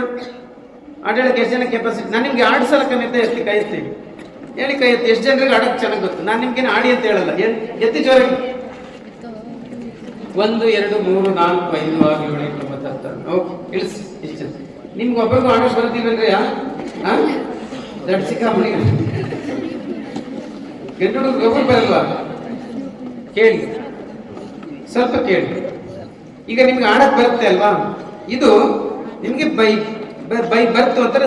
ಇದನ್ನ ಸ್ಕಿಸ್ ಗಾಡ್ ಗಿಫ್ಟ್ ಅಂತ ಅಂದ್ಕೊಳ್ಳಿ. ನಿಮ್ ನೇಚರ್ ಕೊಟ್ಟಿರೋ ಗಿಫ್ಟ್ ಅಂತವೆ. ಆಯ್ತಾ? ನೀವೇನ್ ಮಾಡ್ಬೇಕೀಗ? ಏನ್ ಮಾಡ್ಬೇಕಂದ್ರೆ ಮ್ಯೂಸಿಕ್ ಸ್ಕೂಲ್ಗೆ ಸೇರ್ಕೋಬೇಕು. ಉದಾಹರಣೆಗೆ ನೀವು ಆ ಫೀಲ್ಡ್ ಅಲ್ಲಿ ಬೆಳಿಬೇಕಾ? ಆ ಫೀಲ್ಡ್ ಅಲ್ಲಿ ಬೆಳಿಬೇಕಾ? ಹಂಗಿದ್ರೆ ಮ್ಯೂಸಿಕ್ ಸ್ಕೂಲ್ಗೆ ನಿಮ್ಗೆ ಡೈಲಿ ಕ್ಲಾಸ್ ಇರಲ್ಲ, ಅದು ವೀಕ್ಲಿ ಟ್ವೈಸ್ 2 ದಿನ ಇರುತ್ತೆ ಅಷ್ಟೇ.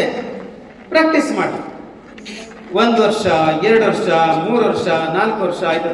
ನೀವು ಒಂದು 20 ವರ್ಷ ಬರೋಷ್ಟೊಳಗಡೆ ನೀವು ಚೆನ್ನಾಗಿ ಪ್ರಾಕ್ಟೀಸ್ ಮಾಡಿಬಿಟ್ರೆ ಸಂಗೀತದಲ್ಲಿ ನೀವು ಮಾಸ್ಟರ್ ಆಗ್ಬಿಡ್ತೀರಾ, ಒಳ್ಳೆ ಗಾಯಕರಾಗ್ಬೋದು. ಕರೆಕ್ಟ್ ತಾನೆ ಅಂತ ಸುಮ್ಮನೆ ಉದಾಹರಣೆ. ನಿಮಗೆ ಈಗ ಶ್ರೇಯಾ ಘೋಷಾಲ್ ಅಂತ ಒಬ್ರು ಸಿಂಗರ್ ಇದ್ರೆ ಕೇಳಿದಿರಾ? ಅವ್ರು ಒಂದು ಹಾಡು ಹಾಡಕ್ಕೆ ಎಷ್ಟು ರೂಪಾಯಿ ತಗೋತಾರೆ ಗೊತ್ತಾ? ಒಂದು ಹಾಡು ಹಾಡಕ್ಕೆ 5 ಲಕ್ಷ ತಗೋತಾರ ಅವ್ರೀಗ. 5 ಲಕ್ಷ ಬರೀ ಒಂದು ಹಾಡಾಡಕ್ಕೆ ಎಷ್ಟು ಬೇಕಂದ್ರೆ 1-2 ಅವರ್ಸ್ ಅಲ್ಲಿ ಆಡ್ಬೋದು ಸ್ಟುಡಿಯೋಕ್ಕೆ ಬಂದ್ರೆ. ಅದು ಅಷ್ಟು ಚಾರ್ಜ್ ಅಂದರೆ ಅದು ನಾನು ಯಾಕೆ ಹೇಳ್ತಾ ಇದ್ದೀನಿ, ನಿಮ್ಗೆ ಏನು ಸ್ಕಿಲ್ ಇದೆ ಅದಕ್ಕೆ ಸೂಕ್ತವಾದಂತ ತರಬೇತಿನ ತಗೋಬೇಕು. ನೀವು ಸ್ಪೋರ್ಟ್ಸ್ ಅಲ್ಲಿ ಸ್ಟ್ರಾಂಗ್ ಇದ್ದೀರಾ ಅಂತ ಕೆಲವರು ಹೇಳ್ತೀವಿ. ಸ್ಪೋರ್ಟ್ಸ್ ಅಲ್ಲಿ ಸ್ಟ್ರಾಂಗ್ ಇದ್ದೀರಿ ಅಂದ್ರೆ ನಿಮ್ಗೆ ಪ್ರತಿಭೆ ಇದೆ, ಆದ್ರೆ ಅದಕ್ಕೆ ಬೇಕಾದ ತರಬೇತಿ ತಗೋಬೇಕು, ಅದಕ್ಕೆ ಬೇಕಾದ ಪ್ರಾಕ್ಟೀಸ್ ಮಾಡಬೇಕು ಡೈಲಿ. ಅದು ವಿದ್ಯಾರ್ಥಿಗಳು ಬೆಳೆಯೋದಕ್ಕೆ ಸಾಧ್ಯ ಆಗುತ್ತೆ. ನಮ್ಗಿರೋ ಒಂದು ಸಣ್ಣ ಪ್ರತಿಭೆಗೆ ಅಷ್ಟೇ ಸಾಕಂತ ಸ್ಯಾಟಿಸ್ಫೈಡ್ ಆಗಬಾರ್ದು. ಅದನ್ನ ಸ್ಕಿಲ್ ಅನ್ನು ಹೆಚ್ಚು ಮಾಡ್ಕೊಳ್ಳೋದಕ್ಕೆ ನೀವು ಡೈಲಿ ಪ್ರಯತ್ನ ಮಾಡಬೇಕು. ಆಗ ನೋಡಿ ನಿಮ್ಗೆ ಆಪ್ಷನ್ಸ್ ಜಾಸ್ತಿ ಇರುತ್ತೆ. ಗೊತ್ತಾಯ್ತಲ್ಲ? ಆಯ್ತು. ಸೊ ಫಸ್ಟ್ ಪಾಯಿಂಟ್ ನಾನು ಹೇಳಿದ್ದು ಟೈಮ್ನ ಹೆಂಗ್ ಯುಟಿಲೈಸ್ ಮಾಡ್ಕೊಳ್ಬೇಕು ಅಂತ ಫಸ್ಟ್ ಹೇಳಿದೆ. ಎರಡನೇದು ಸ್ಕಿಲ್ಸ್ ಎಲ್ಲ ಯಾವ ತರ ಇರ್ತದೆ ಅಂದ್ರೆ ನಾಲೆಡ್ಜ್. ಈಗ ಸಪೋಸ್ ಕಡಿಮೆ ಮಾರ್ಕ್ಸ್ ತಗೊಂಡ್ರೆ ಏನ್ ಮಾಡ್ಬೇಕು ಅಂತ ಒಂದು ಮಾತು ಹೇಳ್ತೀನಿ. ಆಯ್ತಾ? ನಿಮ್ಗೆ ಇನ್ನೊಂದು ಕಚ್ಚಾ ಉದಾಹರಣೆ ಕೊಡ್ತೀನಿ. ಇದಕ್ಕೋಸ್ಕರ ಒಂದು ಕಚ್ಚಾ ಉದಾಹರಣೆ ಅಂದ್ರೆ ನಿಮ್ ಲೋಕಲ್ ಉದಾಹರಣೆ. ಕೆಲವರು MLA ಗಳಿದ್ದಾರೆ ಗೊತ್ತು? MLA MP ಗಳಂತ ಕೇಳಿದ್ದೀರಾ? ಒಂದೊಂದು ನಿಮ್ ತಾಲೂಕಿಗೆ ಒಬ್ರು MLA ಇರ್ತಾರೆ, ನಿಮ್ ಜಿಲ್ಲೆಗೆ ಒಬ್ರು MP ಇರ್ತಾರೆ, ಕೇಳಿದಿರಲ್ಲ? ಅವರೆಲ್ಲ 99% ತಗೊಂಡಿದ್ದಾರೆ ಅಂತ ಅಂದ್ಕೊಂಡಿದ್ದೀರಾ? ಅವರೆಲ್ಲ ಎಷ್ಟೋ ಜನ ನಿಮ್ಗೆ ನಮ್ಮ ದೇಶದಲ್ಲಿ PUC ಓದ್ಕಿಂತ ಕಡಿಮೆ ಓದಿರೋರೇ ಜಾಸ್ತಿ ಇರೋದು MLAಗಳು. ಬರೀ PUCನೂ ಓದಿರಲ್ಲ, ಅಷ್ಟು ಜನ ಇದ್ದಾರೆ. ಹಂಗಂತ ನೀವು ಅವ್ರನ್ನ ದಡ್ರು ಅನ್ನಕ್ಕಾಗತ್ತಾ? ದಡ್ರು ಅನ್ನಕ್ಕಾಗಲ್ಲ. ಯಾಕೆ ಅಂದ್ರೆ ಅವರು ಸ್ಕೂಲಲ್ಲಿ ಪರ್ಫಾರ್ಮ್ ಮಾಡಕ್ ಆಗದೆ ಇರ್ಬೋದು ಅವ್ರಿಗೆ, ಆದ್ರೆ ಒಂದು ಕ್ಷೇತ್ರದಲ್ಲಿ ಒಂದು ತಾಲೂಕಲ್ಲಿ 80,000 90,000 ಜನಕ್ಕೆ ಓಟ್ ಹಾಕ್ಸ್ಕೊಳ್ಳೋ ಸ್ಕಿಲ್ ಅವ್ರ ಹತ್ರ ಇದೆ. ಅದು ಅವ್ರಿಗೆ ಮಾತ್ರನೇ ಇರೋದು, ಅದು ನನಗೂ ನಿಮ್ಗೂ ಬರಲ್ಲ. ಅದು ಅಂಡರ್ಸ್ಟ್ಯಾಂಡ್? ಅದು ಅವ್ರಿಗೆ ನಾಲೆಡ್ಜ್, ಅದು ಅವ್ರ ಕೆಪಾಸಿಟಿ.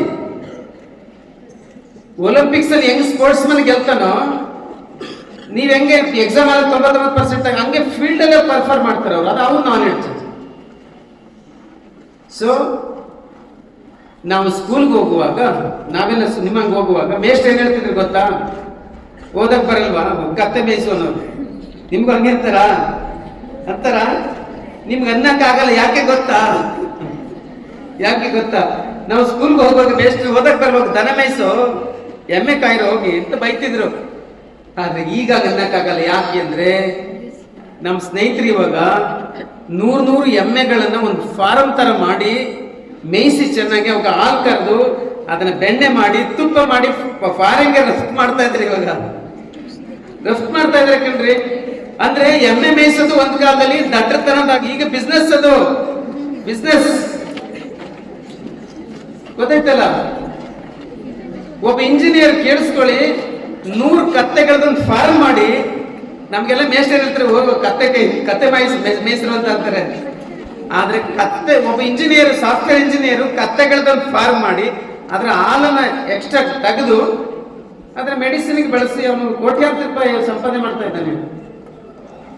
ನಾನು ಇದನ್ನ ಯಾಕೆ ಹೇಳಿದೆ ಅಂದ್ರೆ, ನಾಲೆಡ್ಜ್ ಬದಲಾಗಿದೆ, ಸ್ಕಿಲ್ಗಳು ಬದಲಾಗಿದ್ದಾವೆ. ನಿಮ್ಗೆ ಕಡಿಮೆ ಮಾರ್ಕ್ಸ್ ಬಂದ್ರೆ ಬೇಜಾರು ಮಾಡ್ಕೋಬಾರ್ದು, ಎದೆ ಗುಂದ್ಬಾರ್ದು. ಗೊತ್ತಾಯ್ತಲ್ಲ? ಅರ್ಥ ಮಾಡ್ಕೋತೀರಾ? ಇತ್ತ ಕೇಳ್ರಿ, ಅರ್ಥ ಮಾಡ್ಕೋತೀರಾ? ಏನ್ ನಾನು ಎಮ್ಮೆ ಮೇಯಿಸೋಣ ಅಂತ ಯೋಚನೆ ಮಾಡ್ತಿದ್ದೀರಾ?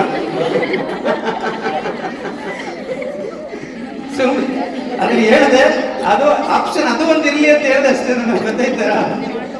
ಬಟ್ ನಿಮ್ಮ ಮೊದಲನೇ ಟಾರ್ಗೆಟ್ ಏನು? ಎಕ್ಸಾಮ್ ಅಲ್ಲಿ ಒಳ್ಳೆ ಪರ್ಫಾರ್ಮ್ ಮಾಡೋದು. ಗೊತ್ತಾಯ್ತಲ್ಲ? ಬನ್ನಿ, ಈಗ ಇನ್ನೊಂದು ವಿಷಯಕ್ಕೆ ಬರ್ತೀನಿ ನಾನು. ಈಗ ನೀವು ಕೆಲವರು ಪೊಲೀಸ್ ಆಗ್ಬೇಕು ಅಂತ ಹೇಳಿದ್ರಿ ಅಲ್ವಾ, ಮಿಲಿಟರಿಗೆ ಹೋಗ್ಬೇಕು ಅಂತ ಹೇಳಿದ್ರಿ. ಸ್ವಲ್ಪ ಕೇಳಿಸ್ಕೊಳ್ಳಿ, ಅದನ್ನು ನಿಮ್ಗೆ ಗೊತ್ತೇ ಇರಲ್ಲ, ಇದು ನಿಮ್ಗೆ ಗೊತ್ತಿರಲ್ಲ. ನಿಮ್ಮ ಟೀಚರ್ಸ್ಗೂ ಬಹುಶಃ ಕೆಲವರು ಗೊತ್ತಿರ್ಬೋದು, ಕೆಲವು ಗೊತ್ತಿರ್ಬೋದು. ಸರಿಯಾಗಿ ಕೇಳಿಸ್ಕೊಳ್ಳಿ. ಮಿಲಿಟರಿಗೆ ಹೋಗೋರ್ಗೆ ಒಂದು ಎಕ್ಸಾಮ್ ಇದೆ, ಗೊತ್ತಾ ನಿಮ್ಗೆ? ಯಾವ್ದು ಎಕ್ಸಾಮ್ ಅಂತ ಹೇಳಿ ನೋಡೋಣ. ಗೊತ್ತಾ ಯಾವ್ದಂತ? NDA ಅಂತ ಕರೀತಾರೆ, ನ್ಯಾಷನಲ್ ಡಿಫೆನ್ಸ್ ಅಕಾಡೆಮಿ ಅವ್ರದ್ದು ಒಂದು ಎಕ್ಸಾಮ್ ಕೊಡ್ತಾರೆ. ಸ್ವಲ್ಪ ಚೆನ್ನಾಗಿ ಕೇಳಿಸ್ಕೊಳ್ಳಿ. ನೀವು ಬಾರ್ಡರ್ ಸೆಕ್ಯೂರಿಟಿ ಫೋರ್ಸ್ ಅಂತ ಗೊತ್ತಾ, ಗಡಿ ಕಾಯೋದು, ಅದಕ್ಕೆ ಯಾವ ಎಕ್ಸಾಮ್ ಮಾಡ್ಬೇಕಾಗಿಲ್ಲ. ಗೊತ್ತಾಯ್ತಲ್ಲ? ಸಿಂಪಲ್ ಆಗಿ ಹೋಗಿ ಸೇರ್ಕೊಂಡ್ಬಿಡ್ಬೋದು, ಆಯ್ತಲ್ಲ? ಆದ್ರೆ ಆಫೀಸರ್ ಆಗ್ಬೇಕಾ ಮಿಲಿಟರಿನಲ್ಲಿ, ನೀವು ಥ್ರೂ ಎಕ್ಸಾಮಿನೇಷನ್ ಹೋಗ್ಬೇಕು. ND ಎಕ್ಸಾಮ್ ಅಂತ ಕರೀತಾರೆ ಅದನ್ನ. ನೀವು ಮನೆಯಲ್ಲಿ ಹೋಗಿ ಗೂಗಲ್ ಮಾಡಿ ನೋಡಿ. ಅದನ್ನ 16 ವರ್ಷದಿಂದ ಹಿಡಿದು 19 ವರ್ಷದವರೆಗೆ ಮಾತ್ರ ತಗೋಬಹುದು ಎಕ್ಸಾಮ್, ಅಷ್ಟು ಎಲಿಜಿಬಿಲಿಟಿ ಇದೆ. 16 ವರ್ಷ ಅಂದ್ರೆ SLC ಓದ್ತಾ ಇರುವಾಗಿಂದ ಹಿಡಿದು ಫಸ್ಟ್ PUC, ಸೆಕೆಂಡ್ PUC ಮುಗಿಯೋಷ್ಟೊಳಗೆ, ಅಂದ್ರೆ 16ರಿಂದ 19 ಏಜ್ ಅವ್ರು ತಗೋಬಹುದು. ನೀವು ಕೇಳಿಸ್ಕೊಳ್ಳಿ, ಸೆಕೆಂಡ್ PUC ಇರುವಾಗ್ಲೇನೆ ಅಥವಾ second PUC ಮುಗಿದಾಗ ND exam pass ಮಾಡಿದ್ರಿ ಅನ್ಕೊಳ್ಳಿ, ತುಂಬಾ ಟಫ್ ಎಕ್ಸಾಮ್, ಅದು ಕೇಳಿಸ್ಕೋಬೇಕು. ಆಮೇಲೆ ಆ ಎಕ್ಸಾಮ್ ಓದ್ಬೇಕಾದ್ರೆ ನೀವು 7ನೇ ಕ್ಲಾಸ್ 8ನೇ ಕ್ಲಾಸಿಂದನೇ ಓದ್ಕೋಬೇಕು. ಅದಕ್ಕೆ ಆ ತರ ಇದೆ, ಅದಕ್ಕೆಲ್ಲ ಕೋಚಿಂಗ್ ಇದೆ. ನೀವು ND ಎಕ್ಸಾಮ್ ಕ್ಲಿಯರ್ ಮಾಡಿದ್ರಿ ಅನ್ಕೊಳ್ಳಿ, ನಿಮ್ಗೆ ಡಿಗ್ರಿನ ಅವರೇ ಮಾಡಿಸ್ತಾರೆ. ನೀವು BA ಮಾಡ್ತೀರಾ, BSc ಮಾಡ್ತೀರಾ, BCom ಮಾಡ್ತೀರಾ, ಇಂಜಿನಿಯರಿಂಗ್ ಮಾಡ್ತೀರಾ, ಮೆಡಿಕಲ್, ಅವರೇ ಮಾಡಿಸ್ತಾರೆ. ಮತ್ತೆ ನೀವು ಒಂದ್ಸರಿ NDA ಪಾಸ್ ಆಗಿ ಒಳಗಡೆ ಹೋದ್ರಿ ಅಂದ್ರೆ ನಿಮಗೆ ಆಫೀಸರ್ ಪೋಸ್ಟ್ ಖಚಿತ. ಡಿಗ್ರಿ ಮಾಡಿ ಅವರೇ ಕೆಲಸ ಕೊಟ್ಕೊತಾರೆ. ನಿಮಗೆ ಗೊತ್ತಿರಲಿ, ನಮ್ಮ ಕರ್ನಾಟಕದವರು, ಸೌತ್ ಇಂಡಿಯಾದವರು ND ಎಕ್ಸಾಮ್ಸ್ ನ ತಗೊಳ್ಳೋದು ತುಂಬಾ ರೇರ್, ಕಡಿಮೆ, ತಗೊಳ್ಳೋದಿಲ್ಲ, ಗೊತ್ತೇ ಇಲ್ಲ. ಅದಕ್ಕೆ ನೀವು ಯಾರು ಮಿಲಿಟರಿಗೆ ಹೋಗ್ಬೇಕು ಅಂತ ಅಂದ್ಕೊಂಡಿದ್ದೀರಾ, ಅವರು ND ಎಕ್ಸಾಮ್ ಬಗ್ಗೆ ತಿಳ್ಕೊಳ್ಳಿ, ಮತ್ತು ND ಎಕ್ಸಾಮ್ ಬಗ್ಗೆ ಕ್ಲಿಯರ್ ಮಾಡೋದಕ್ಕೆ ಇವಾಗಿಂದ ನೀವು ಪ್ರಿಪರೇಷನ್ ಮಾಡ್ಕೊಳ್ಳಿ. ಇದು ಫಸ್ಟ್, ಮೊದಲನೇದು. ಆಯ್ತಾ? ಈಗ ಪೊಲೀಸ್ ಆಫೀಸರ್ ಆಗ್ಬೇಕು ಅಂತ ಹೇಳಿದ್ರಿ ಕೆಲವರು. ಪೊಲೀಸರು ಕೂಡ ಕೇಳಿಸ್ಕೊಳ್ಳಿ, ಪೊಲೀಸ್ ಕಾನ್ಸ್ಟೇಬಲ್ ಆಗೋದೇ ಬೇರೆ, ಸಬ್ ಇನ್ಸ್ಪೆಕ್ಟರ್ ಆಗೋದು ಬೇರೆ, DYSP ಆಗೋದು ಬೇರೆ, SP ಆಗೋದು ಬೇರೆ. ಕೇಳಿದಿರೋದೆಲ್ಲ? SP ಅಂತ ಇರ್ತಾರೆ, ಗೊತ್ತಾ? ಅವ್ರು ಇಡೀ ಜಿಲ್ಲೆಗೆನೆ ಹೆಡ್. ಅವರು ಇಡೀ ಡಿಸ್ಟ್ರಿಕ್ಟ್ ನ ಕಾನೂನು ಮತ್ತು ಸುವ್ಯವಸ್ಥೆ, ಲಾ ಅಂಡ್ ಆರ್ಡರ್ ನ ಇನ್ಚಾರ್ಜ್. ಅವ್ರಿಗೆ ಎಷ್ಟು ಪವರ್ ಇರ್ತದೆ ಗೊತ್ತೇನ್ರಿ? ಎಷ್ಟು ಪವರ್! ಲಕ್ಸುರಿಯಾದ ಕಾರ್ ಇರ್ತದೆ, ದೊಡ್ಡ ಬಂಗ್ಲೆ ಇರ್ತದೆ. ಅವರ ಜೀವನ ಪೂರ್ತಿ ಅವ್ರಿಗೆ electricity free, water free, diesel free, medical service free, ಎಲ್ಲಿ ಜಗತ್ತಿನ ಎಲ್ಲಿ ಬೇಕಾದ್ರೆ ತಿರ್ಗಾಡ್ಕೊಂಡು ಟ್ರಾವೆಲಿಂಗ್ ಫ್ರೀ, ಎಲ್ಲ ಸೌಲಭ್ಯ ಫ್ರೀ. ಅಷ್ಟು ಪವರ್ ಇರ್ತದೆ IPS ಪಾಸ್ ಆದ್ರೆ, ಸೊ SP ಆದ್ರೆ.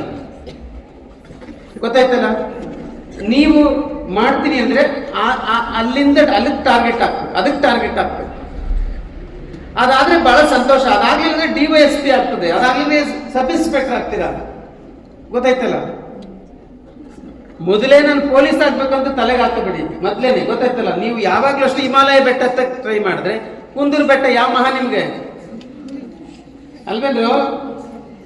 ನೀವು ಹಿಮಾಲಯ ಬೆಟ್ಟ ಹತ್ತಕ್ಕೆ ಫಸ್ಟ್ ಟಾರ್ಗೆಟ್ ಹಾಕಬೇಕು. ಈ ರೀತಿ ನೀವು DC ಆಗಬೇಕು, IAS ಆಗಬೇಕು ಅಂತ ಕೆಲವರು ಹೇಳಿದ್ರು. ಕೇಳಿಸ್ಕೊಳ್ಳಿ, ಅದ್ರ ಬಗ್ಗೆ ಸ್ವಲ್ಪ ಟಿಪ್ಸ್ ಕೊಡ್ತೀನಿ ನಿಮಗೆ.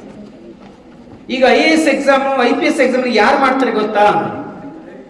ಸೆಂಟ್ರಲ್ ಗವರ್ಮೆಂಟ್ ಒಂದು ಇನ್ಸ್ಟಿಟ್ಯೂಷನ್ ಇದೆ, UPSC ಅಂತ, ಯೂನಿಯನ್ ಪಬ್ಲಿಕ್ ಸರ್ವಿಸ್ ಕಮಿಷನ್. ಸಬಾಸ್, ಇವಳು ಹೇಳ್ತಾ ಇದ್ದಾಳೆ, ನಮ್ಗೆ ನಿನ್ನ ಏಜಲ್ಲಿ ಗೊತ್ತೇ ಇರಲಿಲ್ಲ. ಯೂನಿಯನ್ ಪಬ್ಲಿಕ್ ಸರ್ವಿಸ್ UPSC ಅಂತ ಒಂದು ಸಂಸ್ಥೆ ಇದೆ, ಕೇಂದ್ರ ಸರ್ಕಾರ. ಅವರು ಪ್ರತಿ ವರ್ಷ ಕಂಡಕ್ಟ್ ಮಾಡ್ತಾರೆ ಎಕ್ಸಾಮ್. ಇದನ್ನ ಡಿಗ್ರಿ ಮುಗ್ದಿರೋರು ತಗೋಬಹುದು. ಡಿಗ್ರಿ ಯಾವ ಡಿಗ್ರಿ ಅಂದ್ರೂ ಆಗಲಿ, BA, BCom, BSc, LLB, medical, engineering, any degree ತಗೋಬಹುದು. ಈ ಡಿಗ್ರಿ ಎಕ್ಸಾಮ್ ನ ಕ್ಲಿಯರ್ ಮಾಡಿ ನೀವು UPSC IAS ಎಕ್ಸಾಮ್ ನ ಪಾಸ್ ಮಾಡಿದ್ರೆ 3 ಹಂತದ ಪರೀಕ್ಷೆ ಇರ್ತದೆ. ಪ್ರಿಲಿಮಿನರಿ, ಮೇನ್ಸ್ ಮತ್ತು ಇಂಟರ್ವ್ಯೂ ಅಂತ 3 ಸ್ಟೇಜ್ ಎಕ್ಸಾಮ್ ಇರ್ತದೆ. ಗೊತ್ತಾಯ್ತಾ? ನಿಮ್ಗೆ ಗೊತ್ತಿರಲಿ, IAS ಅಲ್ಲಿ 80% ಸಿಲೆಬಸ್ ಆರ್ಟ್ಸ್ ಇರ್ತದೆ. 80% ಸಿಲೆಬಸ್, 20% ಸಿಲೆಬಸ್ ಮಾತ್ರ ಸೈನ್ಸ್ ಇರ್ತದೆ. ಗೊತ್ತಾಯ್ತಲ್ಲ? ಆರ್ಟ್ಸ್ 80% ಅಂದ್ರೆ history, economics, political science, constitution, geography, ಇಂಥದ್ದು 80% ಇರ್ತಕ್ಕಂಥ ಸಿಲೆಬಸ್. ಇನ್ನು ನಿಮ್ಮ ಸೈನ್ಸ್ ಅಂಡ್ ಟೆಕ್ನಾಲಜಿ 20% ಇರುತ್ತೆ. ಗೊತ್ತಾಯ್ತಲ್ಲ? ಸೊ IAS ಎಕ್ಸಾಮ್ ನೀವು ಪಾಸ್ ಮಾಡಿದ್ರೆ ನಿಮಗೆ DC ಪೋಸ್ಟ್ ಸಿಗುತ್ತೆ. DC ಅವ್ರು ಎಷ್ಟು ಸೂಪರ್ ಪವರ್ ಇರ್ತದೆ ಗೊತ್ತಾ ಅವ್ರಿಗೆ? ನಿಮ್ಮ ಇಡೀ ಮಂಡ್ಯ ಜಿಲ್ಲೆಯಲ್ಲಿರೋ ಎಷ್ಟು ಎಂಪ್ಲಾಯ್ಸ್ ಇದ್ದಾರೆ, ನಿಮ್ಮ ಟೀಚರ್ಸು ಸೇರಿ ಅವ್ರ ಅಂಡರ್ ಬರ್ತಾರೆ. ಅವ್ರಿಗೆಲ್ಲ ಬಾಸ್ DC. ಗೊತ್ತಾಯ್ತಾ? ಅವ್ರದ್ದು ದೊಡ್ಡ ಬಾಸ್ ಅವರೇನೆ. ಅವ್ರಿಗೆ ಒಂದು ಸಿಗ್ನೇಚರ್ ಮಾಡಿದ್ರೆ ಲಕ್ಷಾಂತರ ಜನರ ಲೈಫ್ ಬದಲಾಗುತ್ತೆ. ಅಷ್ಟು ಪವರ್ ಇರ್ತದೆ ಅವ್ರಿಗೆ. ನಾನು ಹೇಳಿದ್ರೆ ಮೊದಲೇ ಒಳ್ಳೆ ಕಾರು, ಒಳ್ಳೆ ಬಂಗ್ಲೆ, ಅವರು ಇಡೀ ಜೀವನ ಪೂರ್ತಿ ಏನು ಖರ್ಚಿರಲ್ಲ. Electricity, water, health, travelling, everything is free. Government ನೋಡ್ಕೊಳುತ್ತೆ ಅದನ್ನ. ಅಷ್ಟು ಪವರ್ ಇರ್ತದೆ. ಸೊ ನೀವು ಸಹಿತ ಅದನ್ನ ಅಚೀವ್ಮೆಂಟ್ ಮಾಡ್ಬೋದು, ಡಿಗ್ರಿ ಮಾಡ್ಕೊಂಡು ಮಾಡ್ಬೋದು. ಬಟ್ ತಿಳ್ಕೊಳ್ಳಿ, ಆ ಲೆವೆಲ್ಗೆ ಹೋಗ್ಬೇಕಂದ್ರೆ ಇವಾಗಿಂದ ನೀವು ಮೈ ಬಗ್ಸಿ 6 ಗಂಟೆ ಓದಬೇಕು. ಅದಕ್ಕೆ ಫಸ್ಟ್ ಹೇಳಿದ್ದೆ ನನ್ನ ಪಾಯಿಂಟ್. ನೀವು ND ಎಕ್ಸಾಮ್ ಪಾಸ್ ಮಾಡ್ಬೇಕಾ? ಇವಾಗಿಂದ 6 ಗಂಟೆ ಕೂತ್ಕೊಳ್ಳಿ. ಯಾಕಾಗಲ್ಲ ನೋಡಿ, ಕೂತ್ಕೊಳ್ಳಿ ಇವಾಗಿಂದ ಶ್ರದ್ಧೆಯಿಂದ. ಯಾಕಾಗಲ್ಲ? ಆಗುತ್ತೆ. ಗೊತ್ತಾಯ್ತಾ? ಗೊತ್ತಾಯ್ತು? ಮಾಡ್ತೀರಲ್ಲ? ಇನ್ನೊಂದು ಹೇಳ್ತೀನಿ ನಿಮಗೆ. ನೀವು ಲಾ ಮಾಡ್ಬೇಕಂತ ಕೆಲವರು ಇಷ್ಟಪಟ್ರಿ, ಲಾ ಮಾಡ್ಬೇಕಂತ ಇಷ್ಟಪಟ್ರಿ, ಅಥವಾ ಯಾರು ಕೈ ಎತ್ತಲೇ ಇರ್ತದೆ, ಟೀಚರ್ಗೆ ಮಾತ್ರ ಯಾರು ಎತ್ತಲಿಲ್ಲ. ಲಾ ಮಾಡ್ಬೇಕು ಅಂತ ಕೈ ಎತ್ತಿದ್ರಿ. ಕೇಳಿ ಎಲ್ಲರೂ ಸ್ವಲ್ಪ. ನೀವು ಟೀಚರ್ಸ್ಗಳು ಕೂಡ ಕೇಳಿಸ್ಕೋಬೇಕು. ನಿಮ್ಗೆ ಗೊತ್ತಿದ್ರೆ ಮಕ್ಕಳಿಗೆ ಹೇಳ್ಕೊಡ್ತೀರಾ. ಸೆಂಟ್ರಲ್ ಗವರ್ಮೆಂಟ್ ಅಲ್ಲಿ ನ್ಯಾಷನಲ್ ಲಾ ಸ್ಕೂಲ್ಸ್ ಅಂತ 25 ಇನ್ಸ್ಟಿಟ್ಯೂಷನ್ಸ್ ಇದ್ದಾರೆ. ನ್ಯಾಷನಲ್ ಲಾ ಸ್ಕೂಲ್ಸ್, NLSU ಅಂತ ಕರೀತಾರೆ. ನ್ಯಾಷನಲ್ ಲಾ ಸ್ಕೂಲ್ ಯೂನಿವರ್ಸಿಟೀಸ್ ಅಂತ ಕರೀತಾರೆ. ಬೆಂಗಳೂರಿನಲ್ಲಿ ಕರ್ನಾಟಕದ ಮೇನ್ ಬ್ರಾಂಚ್ ಇದೆ. ಬೆಂಗಳೂರಲ್ಲಿ ಜ್ಞಾನ ಭಾರತಿ ಕ್ಯಾಂಪಸ್ ಅಲ್ಲಿ. ಇಲ್ಲಿ 5 ವರ್ಷದ LLB ಕೋರ್ಸ್ ಮಾಡಿಸ್ತಾರೆ. ಆದ್ರೆ ಅಲ್ಲಿ ನೀವು LLB ಸೇರ್ಬೇಕಾದ್ರೆ ಅವ್ರೊಂದು ಎಂಟ್ರೆನ್ಸ್ ಎಕ್ಸಾಮ್ ಪಾಸ್ ಮಾಡಬೇಕು. ಆ ಎಂಟ್ರೆನ್ಸ್ ಎಕ್ಸಾಮ್ ಯಾಕೆ ಗೊತ್ತಾ? CLAT ಅಂತ ಅದ್ರ ಹೆಸರು, ಕ್ಲಾಟ್ ಅಂತ. CLAT, ಕ್ಲಾಟ್, ಕಾಮನ್ ಅಡ್ಮಿಷನ್ ಲಾ ಟೆಸ್ಟ್ ಅಂತ, ಕ್ಲಾಟ್ ಅಂತ. ಇದು ಎಷ್ಟು ಕಷ್ಟ ಇರ್ತದೆ ಅಂದ್ರೆ ಸ್ನೇಹಿತರೆ, ನಿಮಗೆ IAS ಎಕ್ಸಾಮ್ ಅಷ್ಟೇ ಕಷ್ಟ ಇರ್ತದೆ. ಒಂದು 70,000 80,000 ಎಕ್ಸಾಮ್ ಬರೀತಾರೆ. ಒಂದು 4,000 5,000 ಜನ ಸೆಲೆಕ್ಟ್ ಆಗ್ತಾರೆ ಫೈನಲ್. ನೀವು ಒಂದು ಸರಿ ಕ್ಲಾಟ್ ಎಕ್ಸಾಮ್ ನ ಪಾಸ್ ಮಾಡಿ ಒಳಗಡೆ ಎಂಟ್ರಿ ಆದ್ರಿ ಅಂದ್ರೆ ನಿಮ್ಮ ಕರಿಯರ್ ಎಷ್ಟು ಬ್ಯೂಟಿಫುಲ್ ಆಗಿರ್ತದೆ ಗೊತ್ತಾ? ನೀವು ಡೈರೆಕ್ಟ್ ಆಗಿ ಸುಪ್ರೀಂ ಕೋರ್ಟ್ಗೆ, ಹೈಕೋರ್ಟ್ಗೆ ಹೋಗ್ತೀರಾ. ನೀವು ಅಷ್ಟು ಪವರ್ಫುಲ್ ಪೊಸಿಷನ್ ಅದು. IAS ಅಧಿಕಾರಿಗಿಂತ ಪವರ್ಫುಲ್ ಪೊಸಿಷನ್ ಅದು. ಸುಪ್ರೀಂ ಕೋರ್ಟ್ ಅಲ್ಲಿ ಲಾಯರ್ ಆಗೋದು, ಹೈಕೋರ್ಟ್ ಅಲ್ಲಿ ಲಾಯರ್ ಆಗೋದು, ಜಡ್ಜ್ಗಳಾಗೋದು. IAS ಅಧಿಕಾರಿಗಿಂತ ಒಳ್ಳೆ ಪೋಸ್ಟ್ ಅದು. ಗೊತ್ತಾಯ್ತಾ? ನೋಡಿ, ನಮ್ಮ ಹಳ್ಳಿಗಾಡಿನ ಮಕ್ಕಳು, ಗ್ರಾಮೀಣ ಭಾಗದವ್ರು ಯಾರೂ ತಗೊಳ್ಳಲ್ಲ ಪರೀಕ್ಷೆ, ಯಾರು ಓದಲ್ಲ. ಇವ್ರಿಗೆ LLB ಓದ್ಬೇಕಾದ್ರೆ ಇಲ್ಲೆಲ್ಲ ಗೌರ್ಮೆಂಟ್ ಸ್ಕೂಲ್ ಕಾಲೇಜಿಗೆ ಸೇರಿಸ್ತಾರೆ. ಇಲ್ಲಿ ಶಾಂತಿ ಕಾಲೇಜಿಗೆ ಅಲ್ಲಿ ಸೇರಿಸ್ತಾರೆ, ಮೈಸೂರಲ್ಲಿ ಒಂದು 4-5 ಕಾಲೇಜ್ ಸೇರಿಸ್ತಾರೆ. ನೀವು ಇಲ್ಲಿ LLB ಮಾಡಿದ್ರೆ ನೀವು ಮಳವಳ್ಳಿ ಕೋರ್ಟಲ್ಲಿ ಮಾತ್ರ ಲಾಯರ್ ಆಗಿರ್ತೀರ ಅಷ್ಟೇ. ಅದ್ರ ಮುಂದಕ್ಕೆ ಹೋಗಕ್ಕಾಗಲ್ಲ. ಗೊತ್ತಾಯ್ತಾ? ಅದಕ್ಕೆ ಮುಂದಕ್ಕೆ ಹೋಗಕ್ಕಾಗಲ್ಲ. ನಿಮ್ಗೆ ಗೊತ್ತಿಲ್ಲ ಸ್ನೇಹಿತರೆ, ಮಕ್ಕಳು ಕೇಳಿ. ಇತ್ತೀಚೆಗೆ ಮೊನ್ನೆ ಅರವಿಂದ್ ಕೇಜ್ರಿವಾಲ್ ಪರವಾಗಿ ವಾದ ಮಾಡಲಿಕ್ಕೆ ಅಂತ ಅಭಿಷೇಕ್ ಸಿಂಘ್ವಿ ಜಸ್ಟ್ ಒಂದು ಹಿಯರಿಂಗ್ ಅಪಿಯರ್ ಆಗಕ್ಕೆ 10 ಲಕ್ಷ ರೂಪಾಯಿ ಫೀಸ್ ಮಾಡಿದ್ರು, ಒಂದು ಹಿಯರಿಂಗ್ ಅಟೆಂಡ್ ಆಗ ಸುಪ್ರೀಂ ಕೋರ್ಟಲ್ಲಿ. ಅಂದ್ರೆ ನೀವು ಟಾಪ್ ಮೋಸ್ಟ್ ಪೊಸಿಷನ್ಗೆ ಹೋಗ್ತಾ ಅಷ್ಟು ನಿಮಗೆ ಇದ್ದಿದ್ದು ಇನ್ಕಮ್ ಇದೆ, ಆದಾಯ ಇದೆ. ನಿಮ್ಗೆ ಎಲ್ಲರೂ ಹೇಳ್ತಾರೆ ಗ್ರೇಟ್ ಆಂಬಿಷನ್ಸ್ ಇರಲಿ ಅಂತ, ಎಲ್ಲರೂ ಹೇಳ್ತಾರೆ ಗೊತ್ತು. ಎಲ್ಲ ಭಾಷಣ ಮಾಡಕ್ ಬಂದ್ರಲ್ಲೇ ಯಾಕೆಂದ್ರೆ ಇದಕ್ಕೆ ದೊಡ್ಡ ಪೊಸಿಷನ್ಗೆ ಹೋಗ್ಬೇಕು, ದೊಡ್ಡ ಆಂಬಿಷನ್ ಇಟ್ಕೊಳ್ಳಿ ಅಂತ ಎಲ್ಲರೂ ಹೇಳ್ತಿರ್ತಾರೆ. ಗೊತ್ತಾಯ್ತಾ? ಆ ಥರ ಮಾಡ್ಬೇಕು. ನಿಮಗೆ ಹಳ್ಳಿ ಗಾರ್ಡನ್ ಮಕ್ಕಳಿಗೆ ಇದ್ರ ಬಗ್ಗೆ ಅವೇರ್ನೆಸ್ ಇರೋದು, ನ್ಯಾಷನಲ್ ಲಾ ಸ್ಕೂಲ್ ಬಗ್ಗೆ ಅಂತೂ ಗೊತ್ತೇ ಇಲ್ಲ ತುಂಬಾ ಜನರಿಗೆ.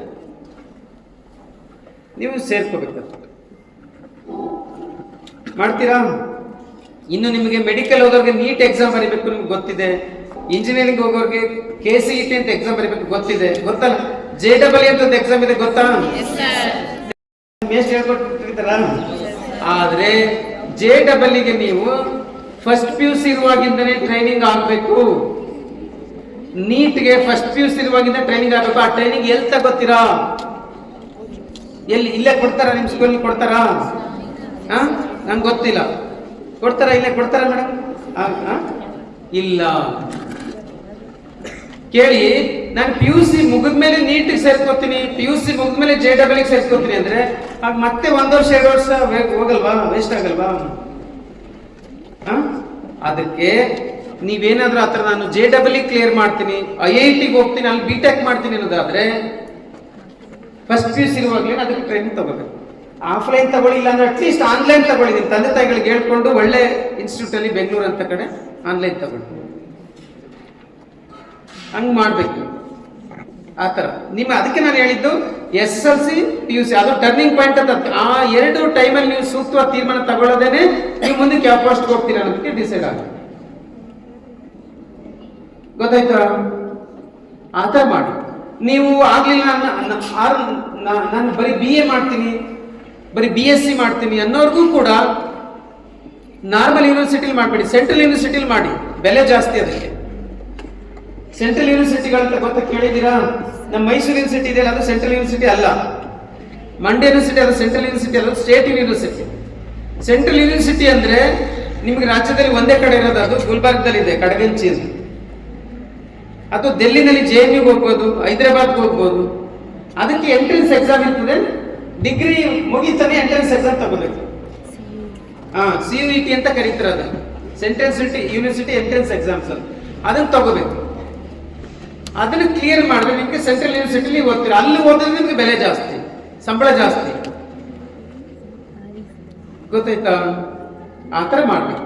ಅದಕ್ಕೆ ಎಲ್ಲರೂ ದೊಡ್ಡ ಅಂಬಿಷನ್ ಇಟ್ಕೊಂಡಿದ್ರೆ ನಿಮ್ಗೆ ಹೇಳೋದು, ಅಷ್ಟು ದೊಡ್ಡ ಅಂಬಿಷನ್ ಇಟ್ಕೊಂಡ್ಮೇಲೆ 6 ಗಂಟೆ ಕೂತ್ಕೊಂಡು ಓದ್ಬೇಕಂತ ಪೂರಕ್ಕೆ 6 hours per day ಮಾಡ್ತೀರಾ? ಇನ್ನೊಂದು ಪಾಯಿಂಟ್ ಅಲ್ಲಿ ಹೇಳಿ ನಾನು ಮಾತು ಕನ್ಕ್ಲೂಡ್ ಮಾಡ್ತೀನಿ. ಅದೇನಂತ ಅಂದ್ರೆ, ನಿಮ್ಗೆ ಸುಮಾರು ಜನಕ್ಕೆ ಫಾರಿನ್ ಅಲ್ಲಿ ಯಾರು ಹೋಗ್ತೀರಾ ಅಂತ ಯಾರು ಕೈ ಎತ್ತಲಿಲ್ಲ ನೀವು ಅಲ್ವಾ? ಯಾರು ಕೈ ಎತ್ತಲಿಲ್ಲ ಅಲ್ಲ, ಫಾರಿನ್ಗೆ ಹೋಗ್ಬೇಕಂತ ಗೊತ್ತಿತ್ತು. ಒಬ್ಳು ಹೇಳ್ತಾ ಇದ್ದಾಳೆ, ಆಯ್ತು ಒಳ್ಳೇದು ಕೇಳಿಸ್ಕೊಳ್ಳಿ. ನೀವು ಫಾರಿನ್ಗೆ ಹೋಗ್ಬೇಕಂದ್ರೆ ಕರ್ನಾಟಕ ಸರ್ಕಾರದಲ್ಲಿ ಒಂದು ಸ್ಕೀಮ್ ಇದೆ, ಪ್ರಬುದ್ಧ ಸ್ಕಾಲರ್ಶಿಪ್ ಸ್ಕೀಮ್ ಅಂತ ಕರೀತಾರೆ. ಅದರಲ್ಲಿ ನಿಮ್ಗೆ 40 ಲಕ್ಷದವರೆಗೆ ಸಹಾಯ ಮಾಡ್ತಾರೆ ಸರ್ಕಾರದವರು. ನೀವು ಫಾರಿನ್ಗೆ ಹೋಗ್ತೀನಿ ಅಂದ್ರೆ ಸಹಾಯ ಮಾಡ್ತಾರೆ. ಅದಕ್ಕೊಂದು ಕೆಲಸ ಮಾಡ್ಬೇಕು. ನೀವು ಏನ್ ಕೆಲಸ ಮಾಡ್ಬೇಕು ಗೊತ್ತಾ?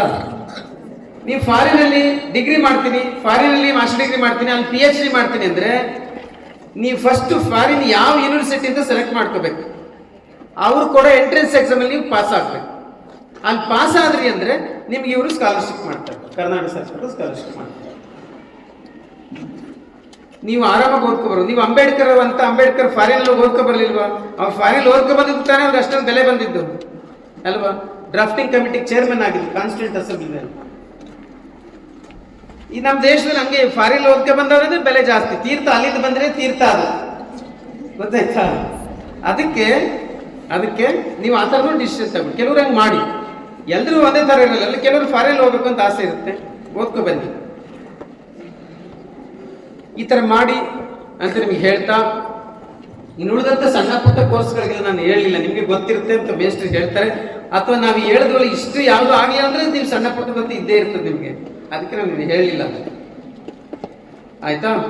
ಇದನ್ನ ಹೇಳಿ ಇನ್ನು ಲಾಸ್ಟ್ ಒಂದು ಪಾಯಿಂಟ್ ಹೇಳಿ ನನ್ನ ಮಾತನ್ನು ಕನ್ಕ್ಲೂಡ್ ಮಾಡಿ ಆಮೇಲೆ ನಿಮ್ಮ ಜೊತೆ ನಾನು ಡಿಸ್ಕಷನ್ ಮಾಡ್ತೀನಿ. ಬೇರೆ ಕ್ವಶನ್ಸ್ ಇದ್ರೆ ನಾನು ಆನ್ಸರ್ ಮಾಡ್ತೀನಿ, ಆಯ್ತಾ?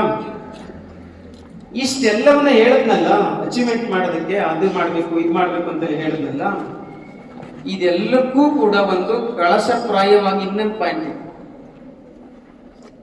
ನೀವು 6 ಗಂಟೆ ಓದ್ತೀರಾ, ದೊಡ್ಡ ಅಂಬಿಷನ್ ಇಟ್ಕೋತೀರಾ, ದೊಡ್ಡ ದೊಡ್ಡ ಪರೀಕ್ಷೆಗೆ ಓದ್ತೀರಾ, ಏನೇ ಮಾಡ್ತೀರಾ, ಆದ್ರೆ ಇದೆಲ್ಲಕ್ಕೂ ಒಂದು ಸಪೋರ್ಟಿವ್ ಬೇಕು. ಅದು ಯಾವುದಂದ್ರೆ ಅದನ್ನ ಇಂಗ್ಲಿಷ್ ನಲ್ಲಿ ಮೊರಾಲಿಟಿ ಎಂದು ಕರೆಯುತ್ತಾರೆ. ಕನ್ನಡದಲ್ಲಿ ಏನಂತಾರೆ? ಇಂಗ್ಲಿಷ್ ನಲ್ಲಿ ಮೊರಾಲಿಟಿ, ಮಾರಲ್ ವ್ಯಾಲ್ಯೂಸ್ ಅಂದ್ರೆ ಕನ್ನಡದಲ್ಲಿ ಏನಂತಾರೆ? ನೀತಿ ನೀತಿ ನೀತಿ ಅಂತ ಕರೀತಾರೆ. ಸೊ ಅಂದರೆ ನೀವು ಎಷ್ಟು ದೊಡ್ಡ ಹುದ್ದೆಗೆ ಹೋಗ್ಬೇಕೋ, ಎಷ್ಟು ದೊಡ್ಡ ಪೋಸ್ಟ್ ಹೋಗ್ಬೇಕೋ, ಅದಕ್ಕೆ ನೀವು ತುಂಬಾ ಮಾರಲ್ ಆಗಿದ್ರೆ ಮಾತ್ರ ಸಾಧ್ಯ. ತುಂಬಾ moral. Be honest, always be honest. ಯಾವ ಕಾರಣಕ್ಕೂ ಸುಳ್ಳು ಹೇಳಬಾರ್ದು, ಸುಳ್ಳು ಹೇಳ್ಬಾರ್ದು. ತಮಾಷೆಗೂ ಸಹಿತ ಹೇಳ್ಬಾರ್ದು. ನೀವು ಹಂಗೆ ಹೇಳಿದ್ರೆ ಅದು ಹ್ಯಾಬಿಟ್ ಆಗೋಗುತ್ತೆ, ಗೊತ್ತಾ? ಸುಳ್ಳು ಹೇಳ್ಬಾರ್ದು. ಒಂದು ಸಣ್ಣ ವಸ್ತುನು ಸಹಿತ ಬೇರೆಯವ್ರ ಕೇಳದೆ ತಗೋಬಾರ್ದು, ಕದಿಬಾರ್ದು. ಆಮೇಲೆ ಯಾವುದೇ ದುರಭ್ಯಾಸಗಳನ್ನ, ಸ್ಮೋಕ್ ಮಾಡುದು, ಡ್ರಿಂಕ್ಸ್ ಮಾಡುದು, ಈ ತರ ದುರಭ್ಯಾಸಗಳನ್ನ ಅಂಟಿಸ್ಕೋಬಾರ್ದು. ಇದನ್ನೇ ಮಾರಲ್ ವ್ಯಾಲ್ಯೂಸ್ ಅಂತ. ನಿಮ್ಗೆ ಗೌತಮ ಬುದ್ಧ ಅಂತ ಕೇಳಿದಿರಾ? ಪಂಚಶೀಲಗಳು ಅಂತ ಕರೆದಿದ್ದಾರೆ ಗೌತಮ ಬುದ್ಧ.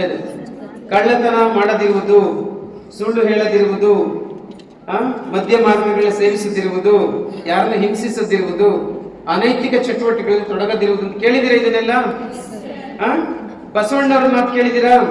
ಕಳಬೇಡ, ಕೊಲಬೇಡ, ಕುಸಿಯನ್ನು ಕುಡಿಯಲು ಬೇಡ, ತನ್ನ ಬಣ್ಣಿಸಬೇಡ, ಇದಿರು ಹೊಳೆಯಲು ಬೇಡ, ಇದೇ ಅಂತರಂಗ ಶುದ್ಧಿ, ಇದೇ ಬೈರಾಗ್ಯ. ನೋಡಿ, ಮಹಾತ್ಮರು ದೊಡ್ಡವರು ಎಲ್ಲಿದ್ರು ಒಂದೇ ತತ್ವ ಹೇಳಿದ್ದಾರೆ. ಅವರು ಹಂಗೆ ಹೇಳಿದ್ದಾರೆ, ಬುದ್ಧ ಇವರು ಹಂಗೆ ಹೇಳಿದ್ದಾರೆ. ಅದ್ರ ಅರ್ಥ ಏನು? ಯಾಕೆ ಅದು ಒತ್ತಿ ಒತ್ತಿ ಹೇಳಿದ್ದಾರೆ ಅಂದ್ರೆ, ಯಾರು ತುಂಬಾ ನೀತಿಯುತವಾಗಿರ್ತಾರೆ ಅವರೇನೆ ದೊಡ್ಡ ಪೋಸ್ಟ್ಗೆ ಹೋಗಕ್ ಸಾಧ್ಯ, ದೊಡ್ಡ ಪೋಸ್ಟ್ಗೆ ನಿಭಾಯಿಸಕ್ ಸಾಧ್ಯ. ತುಂಬಾ ನೀತಿಯುತವಾಗಿದ್ರೆ ಮಾತ್ರ ಸಾಧ್ಯ. ಆ ಕಾರಣಕ್ಕೋಸ್ಕರ ಮೈ ಡಿಯರ್ ಸ್ಟೂಡೆಂಟ್ಸ್, ನಿಮ್ಮ ತಂದೆ ತಾಯಿಗಳಿಗಾಗ್ಲಿ, ಗುರುಗಳಿಗಾಗ್ಲಿ, ಯಾರಿಗೆ ಅದು ತುಂಬಾ ರೆಸ್ಪೆಕ್ಟ್ ಕೊಡ್ಬೇಕು. ನೀವು ಒಂದು ವಿಷಯ ಕೇಳ್ತೀನಿ, ನಾನು ಸ್ಕೂಲಿಗೆ ಮನೆಯಿಂದ ಬರುವಾಗ ನಮ್ಮ ತಂದೆ ತಾಯಿಗಳ ಕಾಲು ಮುಟ್ಟಿ ನಮಸ್ಕಾರ ಮಾಡ್ಕೊ ಬರ್ತೀನಿ ಅಂದ್ರೆ ಎಷ್ಟು ಜನ ಇದ್ರೆ ಕೈ ಎತ್ತಿ ನೋಡೋಣ.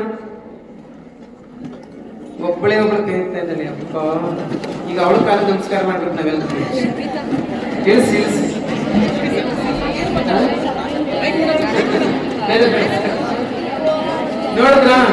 ನೋಡಿದ್ರ ಕೇಳಿ.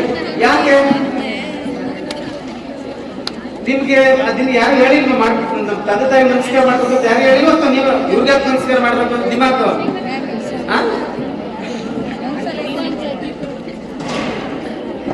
ಏನ್ರು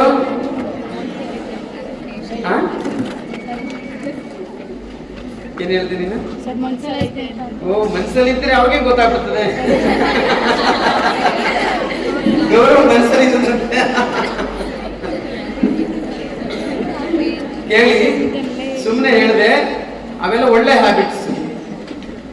ಗುರುಗಳ ಕಂಡಾಗ ನಮಸ್ಕಾರ ಮಾಡ್ಕೊಳ್ಳೋದು, ತಂದೆ ತಾಯಿಗಳಿಗೆ ನಮಸ್ಕಾರ ಮಾಡೋದು, ಅವೆಲ್ಲ ಒಳ್ಳೆ ಹ್ಯಾಬಿಟ್ಸ್. ನಿಮಗೆ ಒಳ್ಳೆ ಪೊಸಿಷನ್ ಹೋಗಿ ಅವೆಲ್ಲ ಬೇಕು, ತುಂಬಾ ಬೇಕು. ಗೊತ್ತಾಯ್ತಾ? ಅದೆಲ್ಲ ಮಾಡ್ಬೇಕು. ನೀವು ಹೆಂಗೆ ಪ್ರಾಕ್ಟೀಸ್ ಮಾಡ್ತೀರ ಅದ್ರ ಮೇಲೆ ಡಿಪೆಂಡ್ ಆಗುತ್ತೆ. ತುಂಬಾ ಇಂಪಾರ್ಟೆಂಟ್.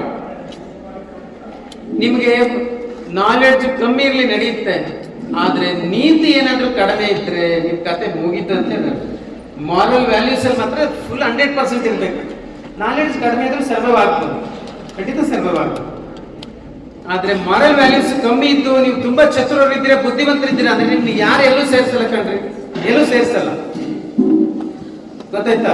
ಇವಾಗ ಅದು ಪ್ರೈವೇಟ್ ಸೆಕ್ಟರ್ ಆಗ್ಲಿ, ಗೌರ್ಮೆಂಟ್ ಸೆಕ್ಟರ್ ಆಗ್ಲಿ, ಯಾವುದೇ ಸೆಕ್ಟರ್ ಆಗ್ಲಿ, ಇಂಟ್ರ್ಯೂ ಮಾಡೇ ತಗೊಳ್ಳೋದು ಯಾರನ್ನಾದ್ರೂ ಗೊತ್ತಾ ನಿಮ್ಗೆ?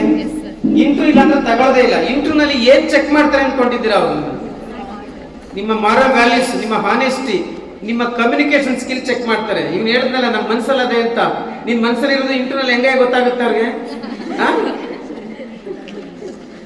ಮನ್ಸಲ್ಲಿ ಇರೋದು ಗೊತ್ತಾಗಲ್ಲ. ಅದಕ್ಕೆ ಮಾಡಿ ತೋರಿಸ್ಬೇಕು, ಅದನ್ನ ಬಾಯಿನಲ್ಲಿ ಹೇಳ್ಬೇಕು. ಗೊತ್ತಾಯ್ತಾ? ಅದೆಲ್ಲ ಇಂಟರ್ನಲ್ಲಿ ಮ್ಯಾಟರ್ ಆಗ, ಕೌಂಟ್ ಆಗ. ಅರ್ಥ ಆಯ್ತಲ್ಲ? ಸೊ ನೀವು ಇದನ್ನ ಮಾರಲ್ ವ್ಯಾಲ್ಯೂಸ್ ವಿಚಾರದಲ್ಲಿ ಮಾತ್ರ ನೆಗ್ಲೆಕ್ಟ್ ಮಾಡ್ಬೋದು, ಯಾವತ್ತೂ ನೆಗ್ಲೆಕ್ಟ್ ಮಾಡ್ಬಾರ್ದು. ಮಾಡ್ತೀರಾ? ಒಳ್ಳೆ ನೀತಿತ್ವಾಗಿರ್ತೀರಾ? ನಿತ್ಯತ್ವ ಡೈಲಿ ಸ್ನಾನ ಮಾಡ್ತೀರಾ ಎಲ್ಲರೂ ಕೂಡ? ನಾನು ಡೈಲಿ ಸ್ನಾನ ಮಾಡಲ್ಲ ಅಂದ್ರೆ ಎಷ್ಟು ಜನ ಇದ್ರೆ ಕೈ ಎತ್ತಿ ನೋಡೋಣ. ಸಬಾಸ್, ಎಲ್ಲ ಡೈಲಿ ಸ್ನಾನ ಮಾಡ್ತೀರಾ? Good, very good. ಒಂದು ಪಾಯಿಂಟ್, ಲಾಸ್ಟ್ ಪಾಯಿಂಟ್. ಈಗ ಇಲ್ಲಿ ಎಲ್ಲ ಹೆಣ್ಣು ಮಕ್ಕಳು ನಾನು 60% ಜನ ಇದ್ದಾರೆ ಅಂತ ಹೇಳಿದೆ, ಗಂಡು ಹುಡುಗರು 40% ಜನ ಇದ್ದಾರೆ ಅಂತ ಹೇಳಿದೆ ಅಲ್ವಾ? SSLC ಯಲ್ಲಿ ಹೈಯೆಸ್ಟ್ ಸ್ಕೋರ್ ಮಾಡೋರು ಯಾರು? ಹೆಣ್ಮಕ್ಳು. PUC ಯಲ್ಲಿ ಹೈಯೆಸ್ಟ್ ಸ್ಕೋರ್ ಮಾಡೋರು ಯಾರು? ಹೆಣ್ಮಕ್ಳು. ಆದ್ರೆ IAS ಎಕ್ಸಾಮ್ ಅಲ್ಲಿ, KS ಎಕ್ಸಾಮ್ ಅಲ್ಲಿ ಎಲ್ಲ ಜಾಸ್ತಿ ಪಾಸ್ ಆಗೋರು ಯಾರು? ಯಾಕೆ? ಯಾಕೆ ಈ ತಾರತಮ್ಯ? ಯಾಕೆ? ಅರ್ಥ ಆಯ್ತೇನ್ರು? ಕೇಳಿಸ್ಕೊಳ್ಳಿ, ಎಲ್ಲ ಕೇಳಿಸ್ಕೊಳ್ಳಿ, ಕಡೆ ಕೇಳಿಸ್ಕೊಳ್ಳಿ, ಕೇಳಿ. ಕಳೆದ 10, 15, 20 ವರ್ಷದಿಂದ SSLC ಹೆಣ್ಮಕ್ಳೇ ಮುಂದು, PUC ಹೆಣ್ಮಕ್ಳೇ ಮುಂದು. ಆದ್ರೆ IIT-ಗಳಲ್ಲಿ, ನ್ಯಾಷನಲ್ ಲಾ ಸ್ಕೂಲ್ಗಳಲ್ಲಿ IAS ಎಕ್ಸಾಮ್ ಅಂತ ರಿಸಲ್ಟ್ಗಳಲ್ಲಿ ಹೆಣ್ಮಕ್ಳು 25% ಇರಲ್ಲ, ಅರ್ಧಕ್ಕರ್ಧ, ಕಾಲ್ ಭಾಗನೂ ಇರಲ್ಲ. ಯಾಕೆ? ಇದನ್ನು ತಮಾಷೆಗೆ ತಗೋಬೇಡಿ, ಸೀರಿಯಸ್ ಮ್ಯಾಟರ್ ಇದು, ಸೀರಿಯಸ್ ಮ್ಯಾಟರ್.